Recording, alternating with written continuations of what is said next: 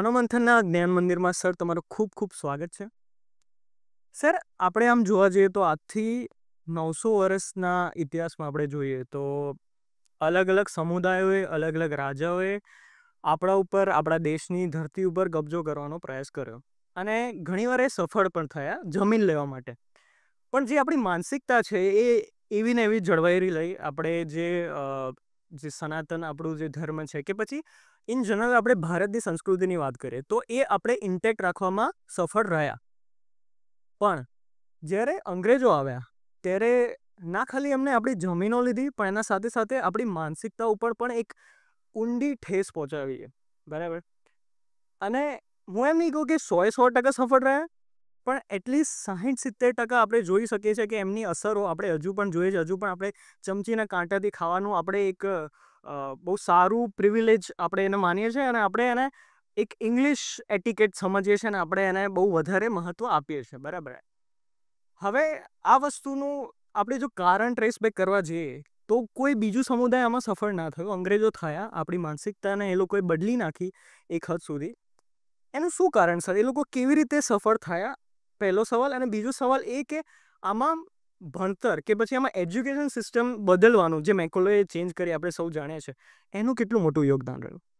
Yes, આપને અને આપના માધ્યમને વંદન. એક તો જે હવે પ્રાચીન ભારતની વાત કરીએ તો આપણું જે સાહિત્ય છે અને આપણી જે પરંપરા છે એ એવું કહેવાય છે કે સૌથી જૂની, સૌથી પ્રથમ, પહેલી અને સર્વોત્તમ છે.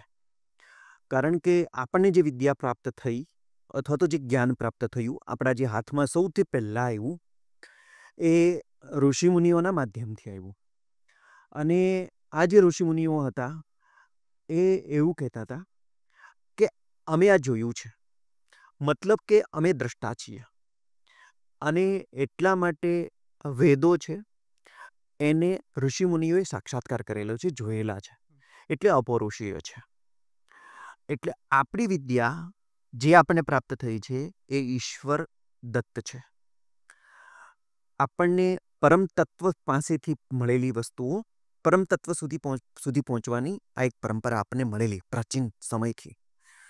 અને આ ભારત એટલા માટે વિશ્વગુરુ નહોતું કે અહીંયા ઘી અને દૂધની ફક્ત નદીઓ જ વહેતી હતી, જ્ઞાનની ઉપાસના થતી હતી. વિશ્વવિદ્યાલયો ફક્ત ભારત પાસે જ સૌથી વધારે શ્રેષ્ઠતમ, સર્વોત્તમ આપણી પાસે જ હતા, ભારત પાસે જ હતા. એટલે ભારત છે એ જ્ઞાનની સાથે સાથે શાંતિ, સૌહાર્દ, વિજ્ઞાન, શોધ, બધા જ ક્ષેત્રોમાં ભારત હતું તે અવ્વલ હતું, નંબર 1 હતું. એનું કારણ હતું કે આપણે ત્યાં એક એ ઢાંચો જેવી રીતે બનેલો હતો, એ શિક્ષાનો હોય કે કોઈ પણ પરંપરાનો હોય, કે જેની અંદર જે સર્વોત્તમ છે એની જ ઉપાસના કરવાની. એટલે પરા અને અપરા વિદ્યા છે આપણે ત્યાં.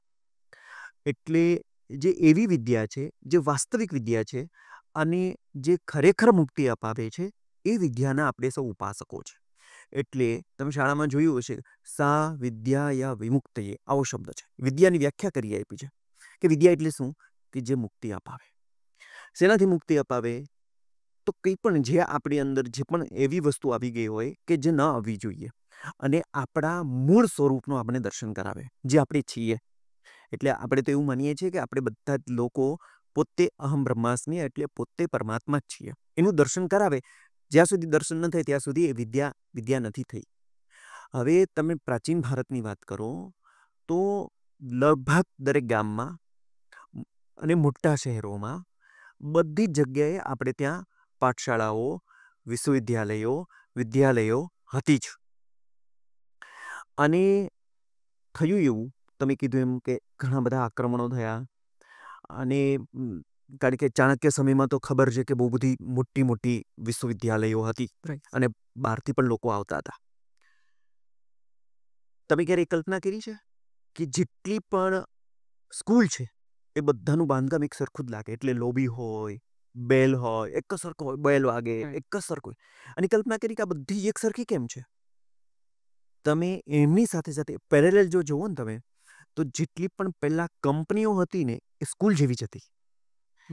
એટલે જ્યારે આ અંગ્રેજની જે શિક્ષણ નીતિ આવી અને એમણે કીધું કે આપણે જે પ્રકારના માણસો જોઈએ છે એ માણસો આપણને ક્યાંથી મળશે, તો એના માટે આપણે ક્રિએટ કરીએ, એટલે નિર્માણ કરીએ. એટલે એમણે જેવી ફેક્ટરીઓ હતી, ફેક્ટરીઓની નીડ પૂરી કરવા માટે એના જેવી, કારણ કે બાંધકામ કોણે કર્યા, તો ફેક્ટરીવાળાએ કર્યા, એટલે એક જ સરખું. ગુરુકુલો આવા નહોતા, લોબી આવું બેલ ન વાગતા આપણે ત્યાં. ગુરુકુલ આખી એક જુદી પરંપરા હતી. ખેતર હતા, વૃક્ષો હતા, યજ્ઞશાળાઓ હતી, આ બધી વસ્તુઓ હતી. એટલે આ જે દેન છે એ આપણને ખબર છે કે પાશ્ચાત્ય દેન છે. અને ફરીથી આપણે જો વિશ્વગુરુ બનવું હશે, એ શાંતિની જો આપણે શોધ કરવી હશે, એ શાંતિ સુધી આપણે પહોંચવું હશે, તો આપણે છૂટકો જ નથી. આપણા જે મૂળ છે ત્યાં સુધી પહોંચવું પડશે. આપણે મૂળિયા તો જોશે જ. એટલે પાખો નથી જોતી એની વાત પણ નથી, મૂળિયા અને પાખો બંને, પણ મૂળ સુધી તો પહોંચવું જ પડશે, એ નક્કી વાત છે. સર, તમે જે વાત કરી એ હું ટોટલી સમજી ગયો એવું ના કહી શકું, કારણ કે આ બહુ ઊંડો ટોપિક છે. પણ તમે જેમ કીધું કે સોલ્યુશન લાવવું બહુ જરૂરી છે. ઓન ગ્રાઉન્ડ સોલ્યુશન સર કેવી રીતે લાવવામાં આવશે અને એના માટે શું કરવું પડશે? બહુ સરસ. અત્યારે જે વર્તમાન શિક્ષા પદ્ધતિ છે ને, એ હમણાં 34 વર્ષ પછી હમણાં શ્રદ્ધેય ઈસરોના પૂર્વ ચેરમેન કસ્તુરી રંગનજી હમણાં તાજેતરમાં જ દિવંગત થયા. એમની નિશ્રામાં જ રાષ્ટ્રીય શિક્ષા નીતિ 2020માં જુલાઈમાં આવી. અને આ રાષ્ટ્રીય શિક્ષા નીતિ છે એ એવી સરસ બનાવવામાં આવી છે કે વાસ્તવિક વિદ્યાર્થી કેન્દ્રિત છે. ઘણી વખત લોકોને આપણે પ્રશ્ન પૂછીએ ને તો એને ખબર પડે કે શાળા માટે બાળક કે બાળક માટે શાળા. એટલે શાળાએ પહેલાં રૂલ્સ બધા બનાવી દીધા હોય કે તમારે અહીંયા આવવું હોય ને તો અમારા રૂલ્સ પાળવા પડશે. એટલે આ રાષ્ટ્રીય શિક્ષા નીતિ છે એ વિદ્યાર્થી કેન્દ્રિત છે. હવે થતું શું હતું કે પહેલાં એક સ્ટ્રીમમાં જતો હતો, એક જ વિદ્યાશાખામાં એ પ્રવેશ મેળવી અને ત્યાં જ એમની પ્રગતિ થતી હતી. પણ હવે થયું એવું છે, કારણ કે એટલો વિકાસ થઈ રહ્યો છે. છેલ્લા 400 વર્ષમાં જેટલો દેશ નથી બદલાયો ને, એ આ 40 વર્ષમાં બદલાઈ ગયો. અને છેલ્લા 40 વર્ષમાં નથી બદલાયો ને, એ આ 4-5 વર્ષમાં બદલાઈ ગયો. એટલી બધી વસ્તુઓ આવી ગઈ. અને કોરોના પછી ટેકનોલોજી વગેરે આપણે જોઈ રહ્યા છીએ. એટલે બદલાતા સમયમાં ખૂબ બધું સ્પીડથી બદલાઈ રહ્યું છે. અને ખૂબ બધું હવે એવું છે કે તમે જે આજે ભણી રહ્યા છો એ 10 વર્ષ કે 20 વર્ષ પછી કામમાં લાગશે કે કેમ, એ પણ પ્રશ્નો છે. એટલા માટે વિદ્યાર્થીએ બહુ આયામી વિકાસ કરવાની જરૂર છે. અને આ એમનું રાષ્ટ્રીય શિક્ષા નીતિનું લચીલાપણું કહો કે એમનું જે હાર્દ કહો તે છે. એટલે વિદ્યાર્થી પહેલાં શું થતું, સાયન્સનો વિદ્યાર્થી હોય એ સંગીત રાખી શકતો હતો? નહોતો રાખી શકતો. એને કેમ સાયન્સનો વિદ્યાર્થી સંગીત ના રાખી શકે? રાખી શકે ને. એ સંગીતને અને સાયન્સને તો કેટલો અટૂટ સંબંધ છે. કોમર્સનો વિદ્યાર્થી તમે જુઓ, ચિત્ર રાખી શકે? કોમર્સના વિદ્યાર્થીને એવું ઈચ્છા થાય કે મારે સંસ્કૃત ભણવું, તો કેમ ના રાખી શકે? રાખી શકે કે ના રાખી શકે? એટલે હવે ચોઈસ જ ચોઈસ. જેને જે કરવું હોય પોતાની પ્રકૃતિ પ્રમાણે, પોતાની રુચિ પ્રમાણે આ રાષ્ટ્રીય શિક્ષા નીતિ છે. અને એ છે ને એ સોલ્યુશન છે, મને એવું લાગે છે. સર, આ જે એક મુહિમ છે જે સરકારે ઉપાડી છે અને ધીરે ધીરે મને લાગે છે કે લોકોમાં પણ સ્પ્રેડ આઉટ થશે.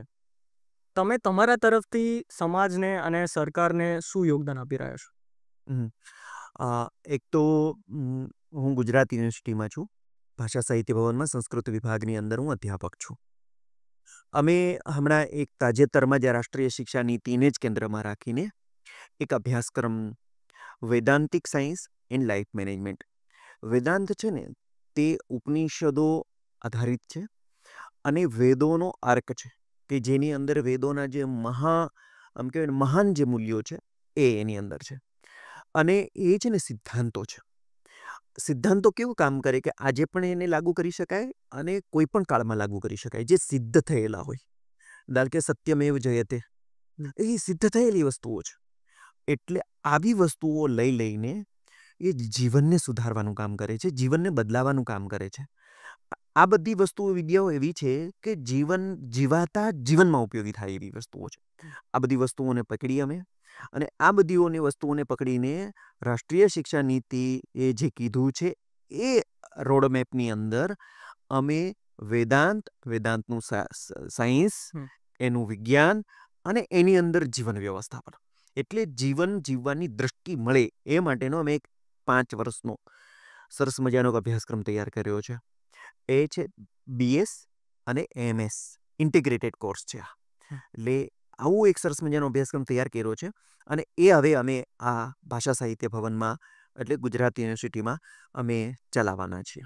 સર વધારે આના ડિટેલમાં ડિસ્કસ કરો. હા હા હા હા. આમાં એવું છે કે રાષ્ટ્રીય શિક્ષા નીતિમાં જે રીતે કીધું કે 1 વર્ષ કરે તો એને સાયન્સનું સર્ટિફિકેટ મળે. એમને લાગે કે મારે આગળ નથી ભણવું તો 1 વર્ષ ભણી શકે. બરાબર. પછી એને એવું લાગે કે મારે 2 વર્ષ કરવા છે તો ડિપ્લોમા ઇન સાયન્સ મળે. એને એમ લાગે કે મારે હવે આગળ ચાલવું છે ને 3જું વર્ષ કરવું છે તો બેચલર ઓફ સાયન્સ મળે. અને 5મું વર્ષ કરે, 4થું વર્ષ કરે તો ઓનર્સ વિથ બેચલર મળે. અને 5મું કરે તો માસ્ટર ઓફ સાયન્સની ડિગ્રી છે તે એમને મળે.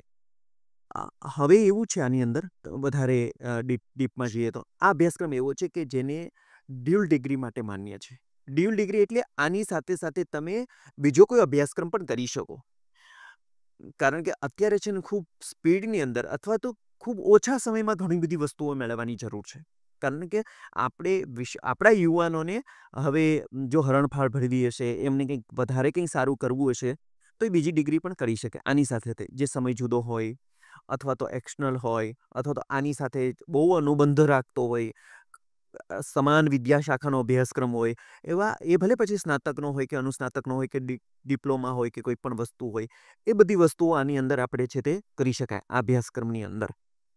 અભ્યાસક્રમની એક ખાસ વિશેષતા એવી છે, જેનું પહેલું પેપર છે ને એ પહેલા પેપરની અંદર ઉપનિષદો છે. બધા જ પેપરની અંદર ઉપનિષદો. અને ઉપનિષદોની અંદર પણ આજે જે વસ્તુઓ જીવાતા જીવનમાં ઉપયોગી છે એવી વસ્તુઓ અમે એની અંદરથી લીધેલી છે.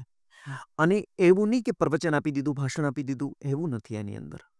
આની અંદર વિદ્યાર્થી પોતાની જાત સાથે વાત કરવા માટે મજબૂર થાય એવી પ્રક્રિયા અમે આની અંદર કરાવવાના છે.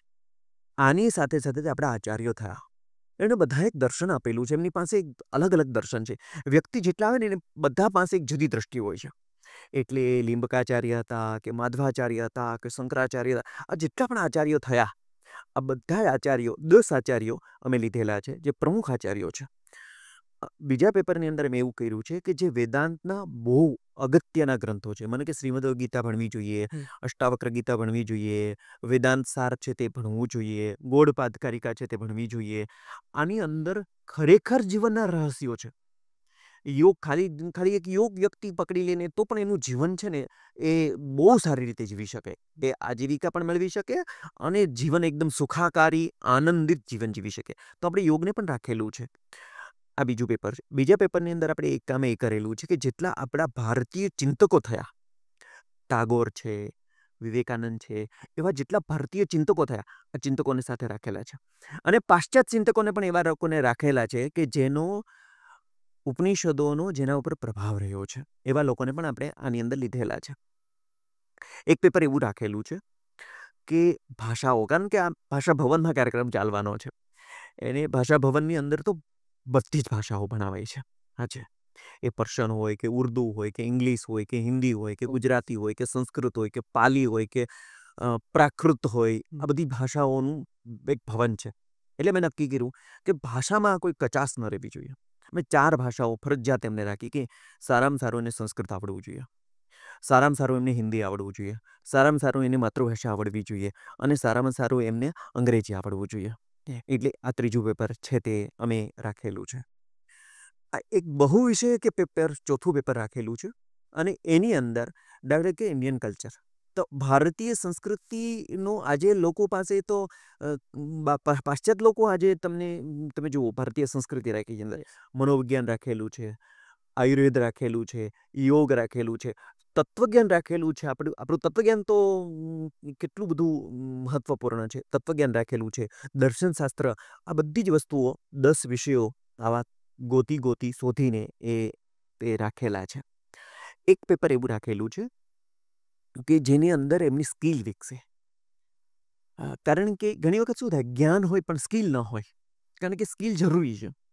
એ પછી બોલવાની સ્કિલ હોય કે સોશિયલ મીડિયા સંચાલનની હોય, કોઈ ઇવેન્ટ કરતા આવડતી હોય, ઇફેક્ટિવ ટીચિંગ આવડતું હોય કે એન્કરિંગ આવડતું હોય, એ પ્રકારની એઆઈ, અત્યારે તો એઆઈ આવેલું, એવી 20 અલગ અલગ પ્રકારની સ્કિલ રાખેલી છે કે જે એ અહીંથી નીકળે ને તો કોઈ એને પૂછે તને શું આવડે છે, તો એમ કહી શકે કે મને આ 20 મારા ક્ષેત્ર છે, તમે મને કહો, હું સારામાં સારો આર્ટિકલ લખી દઈશ તમને. એક સારામાં સારું એક હું તમને એનાલિસિસ કરી આપીશ, એક સારામાં સારું સંશોધન કરી આપીશ. તો એવી અલગ અલગ પ્રકારની 20 સ્કિલ એને રાખેલી છે. એટલે દરેક સેમની અંદર 2 સ્કિલ તો ભણે જ, એ આપણે એવો આગ્રહ રાખેલો છે, પેપર રાખેલું છે સ્પેશિયલ આની અંદર. બીજું એવું છે કે ભારતીય આનું મુખ છે ને, જે આ કોર્સનું, એ ભારતીય જ્ઞાન પરંપરા પર આધારિત છે. તો એવા મૂલ્યો પકડેલા છે, એવું આપણું જે ઇન્ડિયન નોલેજ સિસ્ટમના એવા મૂલ્યો પકડેલા છે કે એની સાધના એમને જીવનભર કરવી પડે. તમે કહો સંયમ છે, સંયમ એ બાળકને પણ રાખવો પડે, એને શીખવો પડે એમને. તો મોટા લોકો ન કરવો પડે, કરવો જ પડે, શીખવો જ પડે. એટલે એવી વસ્તુઓ છે કે જીવનભર એમની સાધના કરવી પડે. એવા 52 અમે મુદ્દાઓ પકડેલા છે કે એ 52 મુદ્દાઓ પર તો એમને સાધના કરવી જ પડે. અને એ 52 મુદ્દાઓ એક પેપરમાં અમે આને રાખેલા. એમ કરીને કુલ 7 પેપરો, અલગ અલગ પ્રકારના 7 પેપરો આના છે તે કરેલા છે. બીજું તમને કહું કે એવી વિદ્યાઓ છે આપણી પાસે કે જેની અંદર હજુ બહુ ઊંડું સંશોધન કરવાની જરૂર છે. અને જો એની અંદર સંશોધન જ નહીં, પણ એના આધારિત જીવન થાય ને, તમે જુઓ આપણે ત્યાં પ્રાચીન ઋષિમુનિઓએ સત્વ, રજસ અને તમસ 3 પ્રકારના ગુણો, વાત, પિત્ત અને કપ, 3 પ્રકારના ગુણો એને પકડ્યા. આખું શરીરનું બંધારણ વાત, પિત્ત અને કપ ઉપર છે, સમજો તમે. આ આપણી વસ્તુઓ છે. આખરે જેટલા રંગો છે એના મૂળ તો 3 રંગોમાંથી એ આખી વસ્તુ આવેલી છે. તો આને કેવી રીતે બેલેન્સ કરવા, આ જો એક વખત આવડી જાય તો આ જે જમાનો છે અત્યારે, શરીર બગડી રહ્યા છે, નાની ઉંમરમાં અઢળક રોગો થઈ રહ્યા છે, તો આ બધી જ વસ્તુઓ પ્રાકૃતિક દ્રષ્ટિ, પ્રાકૃતિક જીવન, પ્રાકૃતિક વ્યવહાર, પ્રાકૃતિક મેનેજમેન્ટ, આ બધી જ વસ્તુઓ છે તે અભ્યાસક્રમની અંદર આપણે આવરી આગરમાં સાગર ભરવાની જે છે એ પ્રકારની એક આખી 5 વર્ષનો આવો એક સરસ મજાનો આપણે અભ્યાસક્રમ કરેલો છે.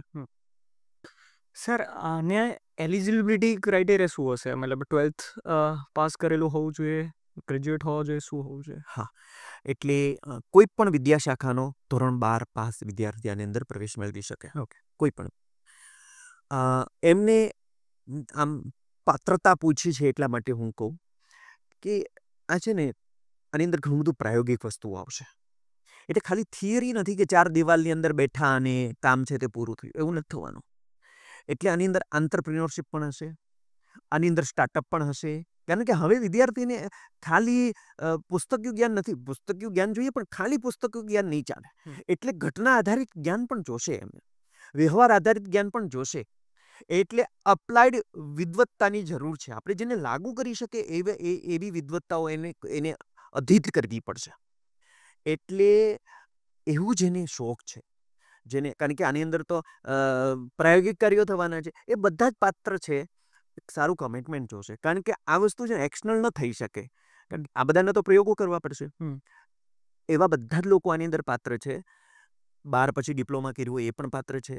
કોઈને એવું લાગે કે મારે તો હવે મેં કંઈ જુદું કરી લીધું એટલે મારે હવે BS કે BCom કંઈક થઈ ગયું છે, આમાં ઉંમરની કોઈ મર્યાદા નથી. ઓકે.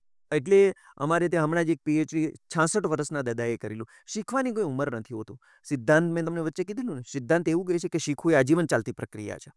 જ્યારે આપણે મરણ પથારીએ પડ્યા હોય ને, ત્યારે દીકરાના દીકરાઓ, પાડોશીના દીકરાઓ બધા ઊભા હોય, ત્યારે છેલ્લા 4 કયા વાક્ય બોલવાને એ પણ શીખવું પડે. આપણે યાદ રાખે કે દાદા છેલ્લે છે ને જતા જતા 4 વાક્યો કહેતા ગયા હતા. ત્યારે પણ વિચારીને, સમજીને, શીખીને બોલવું પડે. જો ત્યારે પણ શીખવું પડતું હોય તો, અને કીધું ને કે જગત પરિવર્તનશીલ છે, એક જ વસ્તુ છે કે પરિવર્તનશીલ છે. એટલે આ બધા જ પાત્ર છે. બીજું જો હું આ સિવાયની સર્ટિફિકેટ સિવાયની પાત્રની વાત કરું, જેને એવું લાગતું હોય ને કે મારે ક્રાંતિ કરવી છે, એ બધા જ પાત્ર છે. જેને એમ લાગતું હોય કે મને પીડા છે, કારણ કે આની અંદર તો કેવા આવશે, સામાજિકોની જરૂર છે અમારે. કારણ કે મને કોઈ કંઈ કહેતું ભાઈ કેવા લોકો બનાવે, તો હું કહું મારે નચિકેતા બનાવવા છે. નક્કી જ છે, ટાર્ગેટ છે કે નચિકેતા બનાવવા છે, પાક્કી રીતે નચિકેતા બનાવવા છે. અને અમે બરાબર રીતે બહુ આમ કહેવાય ને, ખોખારો ખાઈને હૃદયથી કહીએ છીએ કે નચિકેતા જેને નચિકેતા બનવું હોય ને એને આવવું જોઈએ આની અંદર. જેને ખૂંચતી હોય ને કોઈ પીડા, આજે સમસ્યાઓ કેટલી છે દેશની અંદર, અઢળક સમસ્યા છે. કોઈને એમ લાગે ને કે મારે આ ભ્રષ્ટાચાર દૂર કરવો છે, અહીંયા આવો, તમે અહીંયા આવશો ને તમારી એ પાત્રતા બનશે કે તમે ભ્રષ્ટાચાર દૂર કરી શકશો. તમને એમ લાગતું હોય ને કે નહીં શોષણ થઈ રહ્યું છે અમુક વર્ગનું, અમુક જાતિઓનું, મારે દૂર કરવું છે, આવો, અમે એ પ્લેટફોર્મ તમને ઊભું કરીશું.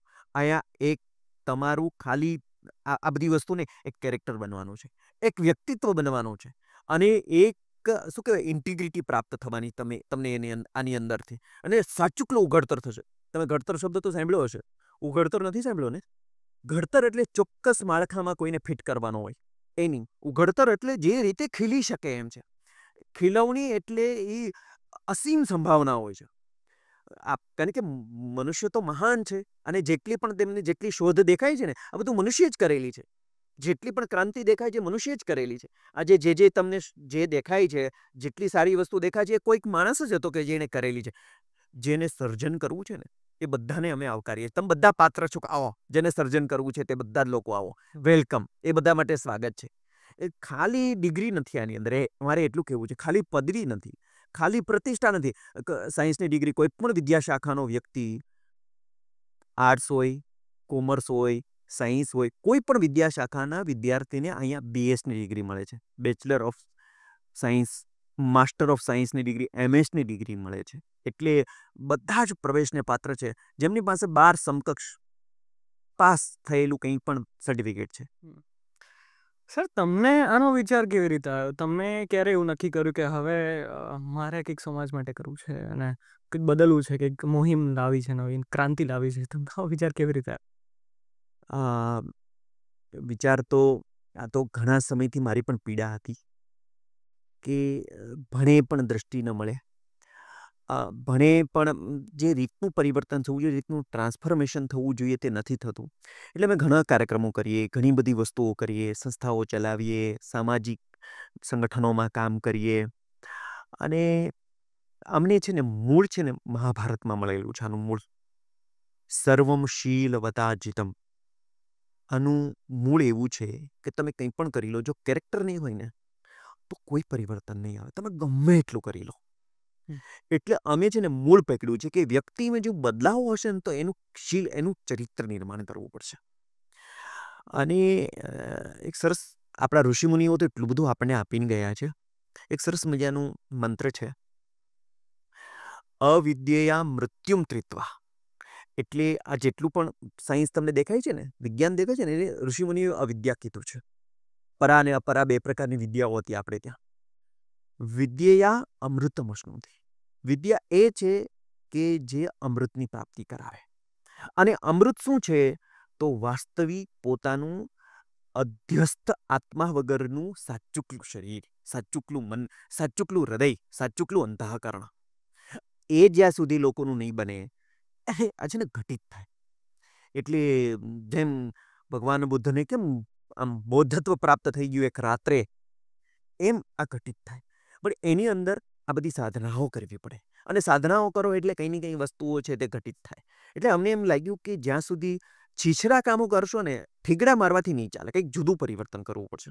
આ કોર્સનું તમને જાણીને નવાઈ લાગશે કે અમે પ્રવચનો, ભાષણો, બૌદ્ધિકો, વ્યાખ્યાનો, એનાથી વ્યક્તિ છે ને વાસ્તવિક રીતે પોતાની જાત સાથે વાત કરવા માટે મજબૂર નથી થતો. જ્યાં સુધી કંઈક એવી પ્રક્રિયા એમની સાથે નથી થતી, એમના જીવનમાં, એના અંતઃકરણમાં કંઈ એવી પ્રક્રિયા નથી થતી, ત્યાં સુધી નથી થતો. તમે જો વાલ્મીકી હતા ને, મહર્ષિ વાલ્મીકી, એમની સામે 2 પક્ષીઓ હતા, કોંચ પક્ષી હતા. અને એકને એક શિકારીએ એક શિકાર કર્યો, અને બીજું છે તે તડપીને એમની સામે જ એ જે યુગલ પક્ષી હતું બીજું જ એ પ્રાણ છોડી દીધા. એ ઘટના થઈને તો દ્રવી ઉઠ્યું. અને જ્યાં સુધી આવું દ્રવી ન ઉઠે ત્યારે સર્જન થયું. સર્જન ક્યારે થયું? જ્યારે દ્રવી ઉઠ્યું. આપણે 4 લોકો જે જતા હોય અને એકને એક પીડા દેખાય કે આહા કેવી સ્થિતિ છે, આવી સ્થિતિ જ્યારે દેખાય ને ત્યારે ક્રાંતિ. જેટલા લોકોએ ક્રાંતિ કરીને એના હૃદયમાં જોજો, એના હૃદયમાં આ એક આવેલું હોય. અમારું પણ આ પીડાનું સર્જન છે. આ જે સર્જન તમને દેખાઈ રહ્યું છે પીડાનું સર્જન છે. અને એટલા માટે અમારું ચાલક બળ પણ છે ને ચરિત્ર નિર્માણ છે. કોઈ મને જો એક લીટીમાં પૂછે કે તમારે શું કરવું છે, તો અમે એક જ લીટીમાં કહી દઈએ કે ચરિત્ર નિર્માણ કરવું છે. તમે ગમે એટલા રસ્તા અપનાવી લો, તમે એ બધા જ અધૂરા છે. કોઈ ઠીગડા મારવાથી નહીં ચાલે. શિક્ષણની અંદર એક જ કામ કરવા જેવું છે. આજે છે ને જ્ઞાનની કટોકટી નથી, માહિતી તો આંગળીના ટેરવે છે.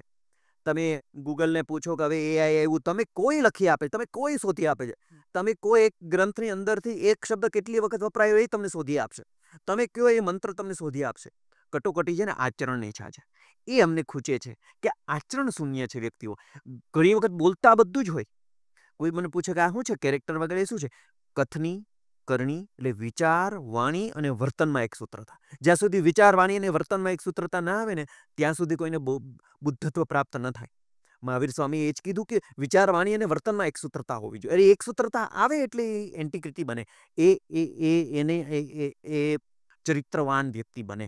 અને જ્યાં સુધી આ નહીં બને ત્યાં સુધી તમે લાખ ઉપાયો કરી લો, એ બધા અધૂરા ઉપાયો છે. ઉપાયો ખોટા છે એમ નથી કહેતો, એ અધૂરા ઉપાયો છે. માણસને સીસીટીવી કેમેરા ના હોય ને તોય સારી રીતે કામ કરવું જોઈએ. ક્યારે કરે? એ અંદરથી એ પડેલું હોય. તમે એને સંસ્કાર કહી લો, ગુણ કહી લો, તમારે જે જુદા જુદા તમે એને જે નામથી પોકારો એ પોકારી લો, પણ વાસ્તવિક તો એ કેરેક્ટર છે, એ ચરિત્ર છે. અને ચરિત્ર બરાબર હશે ને તો તમારે આ જે 4 રસ્તા ઉપર લાઈટો રાખવી પડે છે ને ન રાખવી પડે, કેમેરા રાખવા પડે છે ને ન રાખવા પડે, પોલીસ રાખવા પડે છે ને ન રાખવા પડે, એ જાતે સ્વયં પ્રેરણાથી કરે. કેમ ના કરે? થવું જ જોઈએ. અને તો જ એ જેટલી ટેક્સ ચોરી થાય છે, ભ્રષ્ટાચાર થાય છે, ખોટા કેસો અમુક વકીલો લડે છે, આ બધું બંધ થઈ જાય. ના કરે એમ કે ના મારી તો ઇન્ટિગ્રિટી, હું ના કરી શકું, થાય જ નહીં મારી અંદરથી. અને એ શિક્ષણ છે. મીંડા ગણતા ના આવડે એવા મોટા કૌભાંડ કોણ? હું ઘણી વખત વિદ્યાર્થીને પૂછું કે સૌથી વધારે કૌભાંડ કોણ કરે, ભણેલા કે અભણ? તો વિદ્યાર્થી કે ભણેલા લોકો કરે. તમે કહો કે સૌથી વધારે વૃદ્ધાશ્રમમાં માતા પિતા કોના છે? તો કે ભણેલા લોકોના છે. એટલે ભણવાને અને આ વ્યક્તિત્વને એનો અનુબંધ તૂટી ગયો છે. વાત એ છે. અને આપણે ત્યાં મેં કીધું ને કે સા વિદ્યા વિમુક્ત, એ કેળવણી શબ્દ હતો. કેળવાય, વ્યક્તિ કેળવાય, શાણપણ પ્રગટ થાય, એક દ્રષ્ટિ સંપન્ન બને. અને એક એનામાં એક હોવાપણું છે, બહુ મહત્વપૂર્ણ છે. કારણ કે જ્યાં સુધી હોવાપણું ના આવે ને ત્યાં સુધી બધું અધૂરું રહે. એટલે અમને આ પીડા છે, અને પીડાના કારણે અમે આખી જે મુવમેન્ટ છે ને તે ઉપાડેલી છે.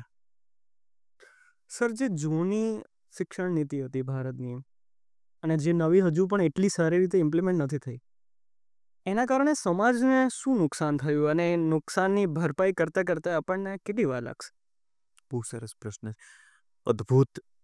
કારણ કે આપણે ત્યાં જે ધરતી ઉપર આવતા હતા ને, જે લોકો પૃથ્વી ઉપર આપણે જન્મ લઈએ ને, એટલે વ્યક્તિને ખબર જ નથી મારે કરવાનું શું છે. તમે કોઈ સારો ધંધો કરતો ને તમે એને કહો કે આની આ કર, તો એ બધું બદલી નાખશે, એ જુદું કરવા માંડે. કેમ કે તું લાખ મળે છે ને, હું તને બીજું બતાવું, તું 5 લાખ મળશે. આજે સવારથી સાંજ સુધી માણસ ભૌતિક સુવિધા વધારવા પાછળ જ પડેલો. તમે જુઓ આજુબાજુ, એ કોઈ પણ વ્યક્તિ હોય જ્યાં સુધી પહોંચ્યો હોય, જ્યાં પહોંચ્યો છે ને, માનો કે કોઈ પાસે ગાડી છે તો મોટી ગાડી કેમ લેવી, મોટી છે તો વીઆઈપી ગાડી કેમ? આખા જે દોડ છે, રાત દિવસની જે દોડ છે, સવારે ઉઠે કે રાત્રે ઊંઘે ત્યાં સુધીની જે દોડ છે, એ ભૌતિક સુવિધાઓ પ્રાપ્ત કરવા પાછળની છે. અને ભૌતિક સુવિધામાં ક્યારે આનંદ નથી મળતો. અને જે સાચુકલો આનંદ છે ને એ ભીતરનો છે. આપણે ત્યાં છે ને થોડુંક ટેમ્પરરી બધા આનંદ છે, એને આનંદ ન કહેવાય, એને સુખ કહેવાય. સુખ અને આનંદમાં ભેદ છે. એટલા માટે આપણે ત્યાં મજા શબ્દ નહોતો, એ મજા શબ્દ આપણો નથી, આપણો આનંદ શબ્દ આપણો છે. સુખ છે ને, તમે પકોડી ખાધી, મજા આવી ગઈ, એ મજામાં આપણે નથી. એ તો પછી કેટલો સમય રહેશે. BMW કાર લીધું, એ આ બધું જે ઇન્દ્રિય પરક છે ને, ઇન્દ્રિયને લગતું જે બધું છે, ઇન્દ્રિય માગે છે ને તમે આપો, એને મજા કહેવાય તમારે, એને સુખ કહી શકો તમે. આપણે આનંદ શબ્દ હતો. આનંદ તમે બોલો તો તમને અંદરથી, આપણે ત્યાં આનંદ સ્વરૂપ, ઈશ્વરને કેવું સ્વરૂપ કીધું છે? આનંદ સ્વરૂપ કહ્યું છે. એટલે જે આપણા 5 કોષ છે ને, અન્નમય છે, મનોમય છે, વિજ્ઞાનમય છે, પ્રાણમય છે, તમને ખબર હશે આનંદમય કોષ છે ને છેલ્લો કોષ છે, એ છેલ્લી અવસ્થા છે.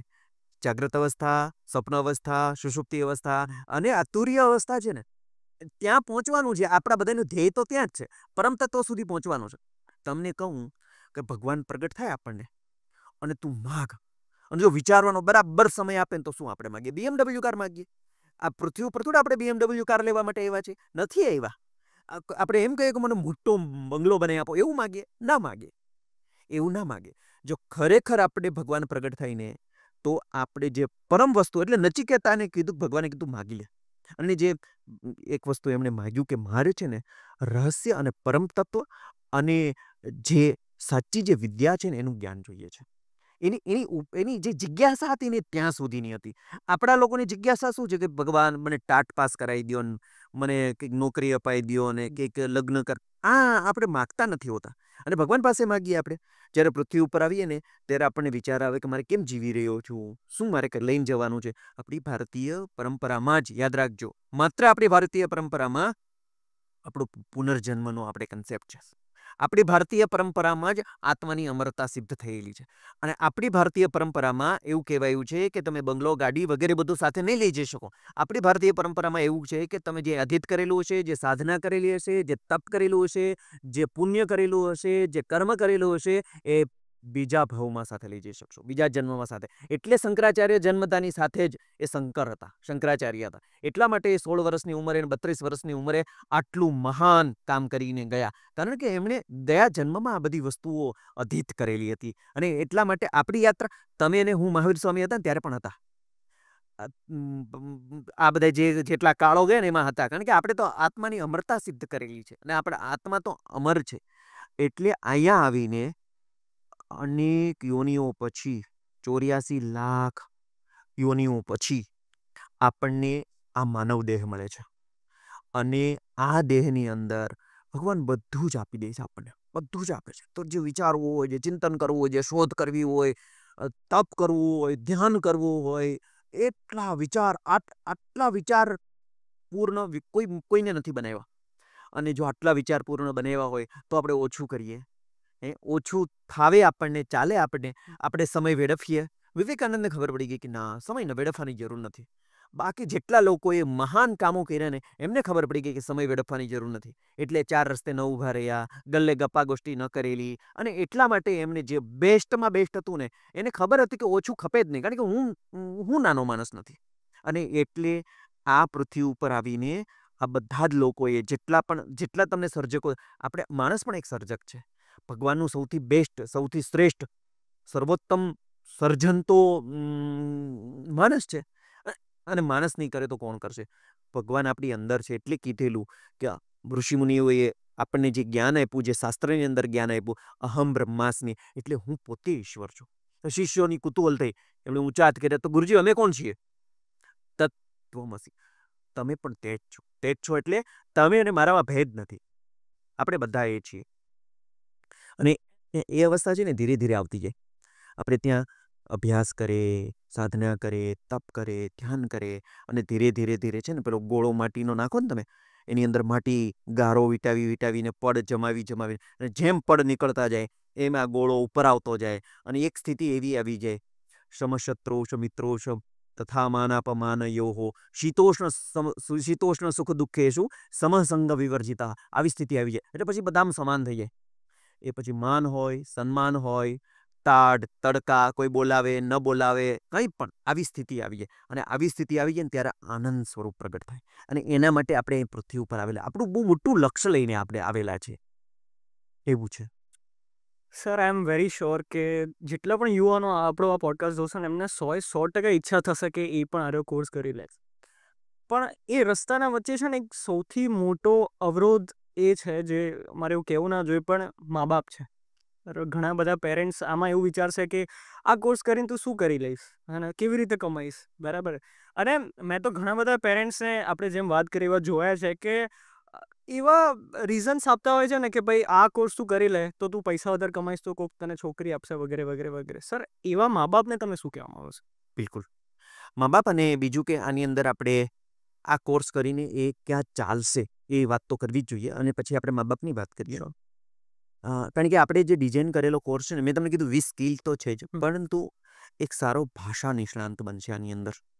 તમે જો જે ભાષા નિષ્ણાંત હોય તો એ પછી વર્તમાન પેપરો હોય કે પુસ્તકો હોય કે સાહિત્ય હોય કે એન્કરિંગ હોય કે કોઈ પણ જગ્યાએ હોય, સારા ભાષા નિષ્ણાંતોની જરૂર છે. આપણે ત્યાં અકાદમીઓ પણ છે, પરિષદો પણ છે, અને ભાષાને લઈને સરકારની ઘણી બધી યોજનાઓ પણ છે. એક વસ્તુ. અને બીજી વસ્તુ એવી છે કે એક સારો મનોવૈજ્ઞાનિક બનશે. કારણ કે એ પણ હવે તો જે લોકો મોબાઈલમાં ઘૂંચ્યા છે એમ મનોવૈજ્ઞાનિક પાંગળા તો બનવાના જ છે, માનસિક રીતે તો તૂટી ભાંગવાના છે. તો આવા સારા મનોવૈજ્ઞાનિકની જરૂર નહીં પડે આપણને દુનિયાની અંદર. એક સારો કાઉન્સિલર બનશે. સારા કાઉન્સિલરો આજે મળતા નથી, કારણ કે સારું જીવતા ન હોય, સારી દ્રષ્ટિ ન હોય. આ તો દ્રષ્ટિ આપશે, સારું જીવતા હશે. જે પોતે જ ન જીવતા એ બીજાને શું સલાહ આપી શકે, સમજો? એટલે એક સારો કાઉન્સિલર બનશે. એક સારો ફિલોસોફર બનશે. આપણે ત્યાં પીએચડી ચાલે, પીએચડીનું આખું જ નામ છે પીએચડી એટલે ડૉક્ટર ઓફ ફિલોસોફર. એટલે એ તમે કોમર્સમાં કરો ને તો એ ડૉક્ટર ઓફ ફિલોસોફર કહેવાય. સાયન્સમાં કરો ને તો એ ડૉક્ટર ઓફ ફિલોસોફર. એક સારો ફિલોસોફર બનશે. એક સારો ભારતીય સંસ્કૃતિનો એક સારો ઉપાસક બનશે. જ્યાં જ્યાં ભારતીય સંસ્કૃતિ ચાલતી છે ને ત્યાં એ સારું યજ્ઞ કરતા આવડશે એમને. આ બધી એને વિદ્યાઓ પ્રાપ્ત થવાની છે. એક સારો લેખક બનશે. અમે તો પહેલા જ દિવસથી લખવાનું ચાલુ કરાવડીએ. સારા ચિંતન, સારી એકદમ વિચાર, એક સારો વિચારક બનાવીએ. એટલે કોઈ કહે કે સારો આર્ટિસ્ટ, આની અંદર સારો આર્ટિકલ લખતા એમને આવડી જશે. અમે એટલી જ ટેકનોલોજીનો ઉપયોગ કરીને, એ એઆઈ હોય કે નવી ટેકનોલોજી હોય, એનો ભરપૂર ઉપયોગ કરીએ છીએ અને ભરપૂર ઉપયોગ કરીને એમને બરાબર શીખવાડીએ છીએ અને બરાબર લઈએ છીએ અને બરાબર આપીએ છીએ. એક સારી ઇવેન્ટ કરવી હોય ને, ઇવેન્ટ કોને કહેવાય, કોને ઇવેન્ટ ના કહેવાય, તમે જોજો આપણા આમાં ભણેલા વિદ્યાર્થીઓ પાસે ઇવેન્ટ કોને કહેવાય એને ખબર હશે. એક સારું સારું અત્યારનું જે શિક્ષણ છે એને ખબર પડશે કે આ શિક્ષણ નથી, આ શિક્ષણ એક સારો કેળવણીકાર બનશે. સમજો, કારણ કે આખરે તો કેળવણી તો આપવી જ પડશે. દરેક માતા પિતાને બાળકોને કેળવણી તો કેળવવા તો પડશે. છેલ્લે તો કંઈક ભણવા તો મોકલવા પડશે. આ પોતે ગુરુકુલ કરશે તો એનું ગુરુકુલ કેવું હશે? આ પોતે શાળામાં જશે તો એની શાળા કેવી ધમધમતી હશે? આ પોતે માનવ સાથે કામ કરતો હશે તો કેવું કામ કરતો હશે? તમે કંપની ચલાવતા હોય કે તમે કોઈ કંઈ કામ કરતા હોય, આવો એકદમ એકદમ બહુ વિષયક કોઈ માણસ મળે તો તમને એમ થાય કે ચાલો મારા રિસેપ્શન સેન્ટરમાં બેહાડવું, મારે ત્યાં કોલ ઉપાડવા એમને બેહાડવું, મારે ત્યાં બાકી બધાની કાઉન્સિલરમાં એમને બેસાડવું, મારે ત્યાં એક ચેતનાનું કેન્દ્ર બને. કારણ કે કંપનીઓ આખરે ચેતનાનું કેન્દ્ર તો બનવું જ જોઈએ અને બનતી જ હોય છે. એ અમુક શેર એમને કંપનીઓને સમાજ માટે કામ કરવાના જ હોય છે. તો આવા લોકો, કંપનીઓને આવા સારા લોકો મળશે કે જે સાચા કામ કરશે. ખોટા નહીં, ખાલી ફોટો પડાવીને લઈ આવે એ પ્રકારના કામ નહીં કરે.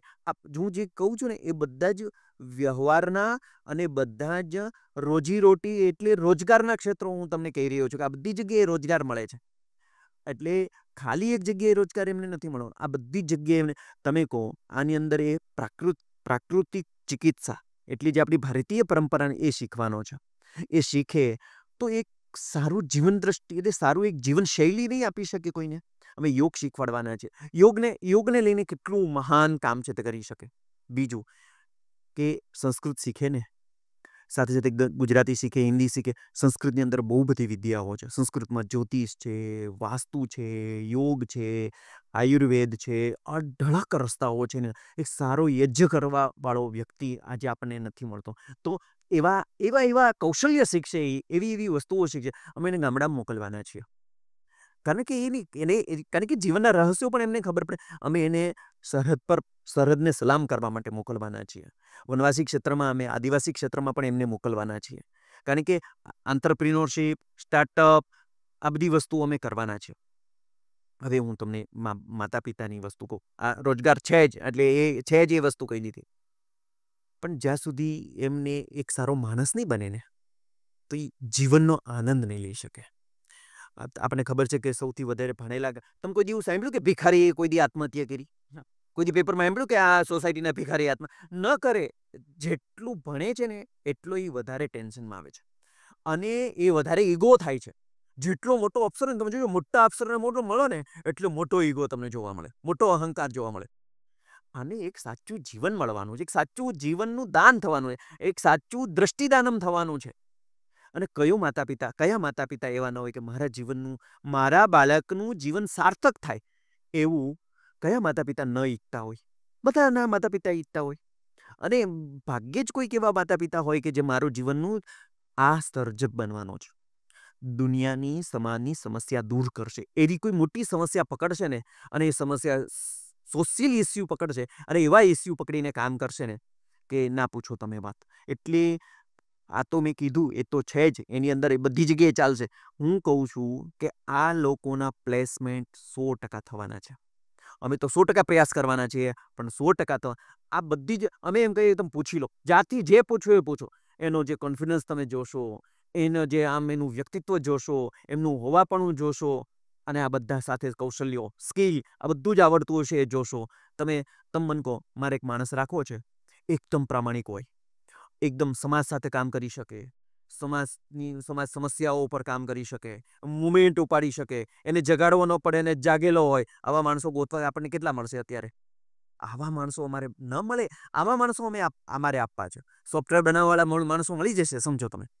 પણ મેં તમને કીધા એવા માણસો મળશે ને તો સમાજમાં પરિવર્તન આવશે, તો ફરીથી ભારત બનશે, અને તો ફરીથી વિશ્વગુરુ બનશે. એટલે માતા પિતાઓએ એ વિચારવું જોઈએ. હમણાં તાજેતરમાં જ 3 કલેક્ટરો, 3 આઈએએસ અધિકારીઓ, કલેક્ટર આઈએએસ અધિકારીઓએ આત્મહત્યા કરી. ટાટા મોટર્સનો સીઈઓ 7મા માળેથી પડી, અને એક જિયા ખાન કરીને હિરોઈન હતી, એ આત્મહત્યા કરેલી એમણે.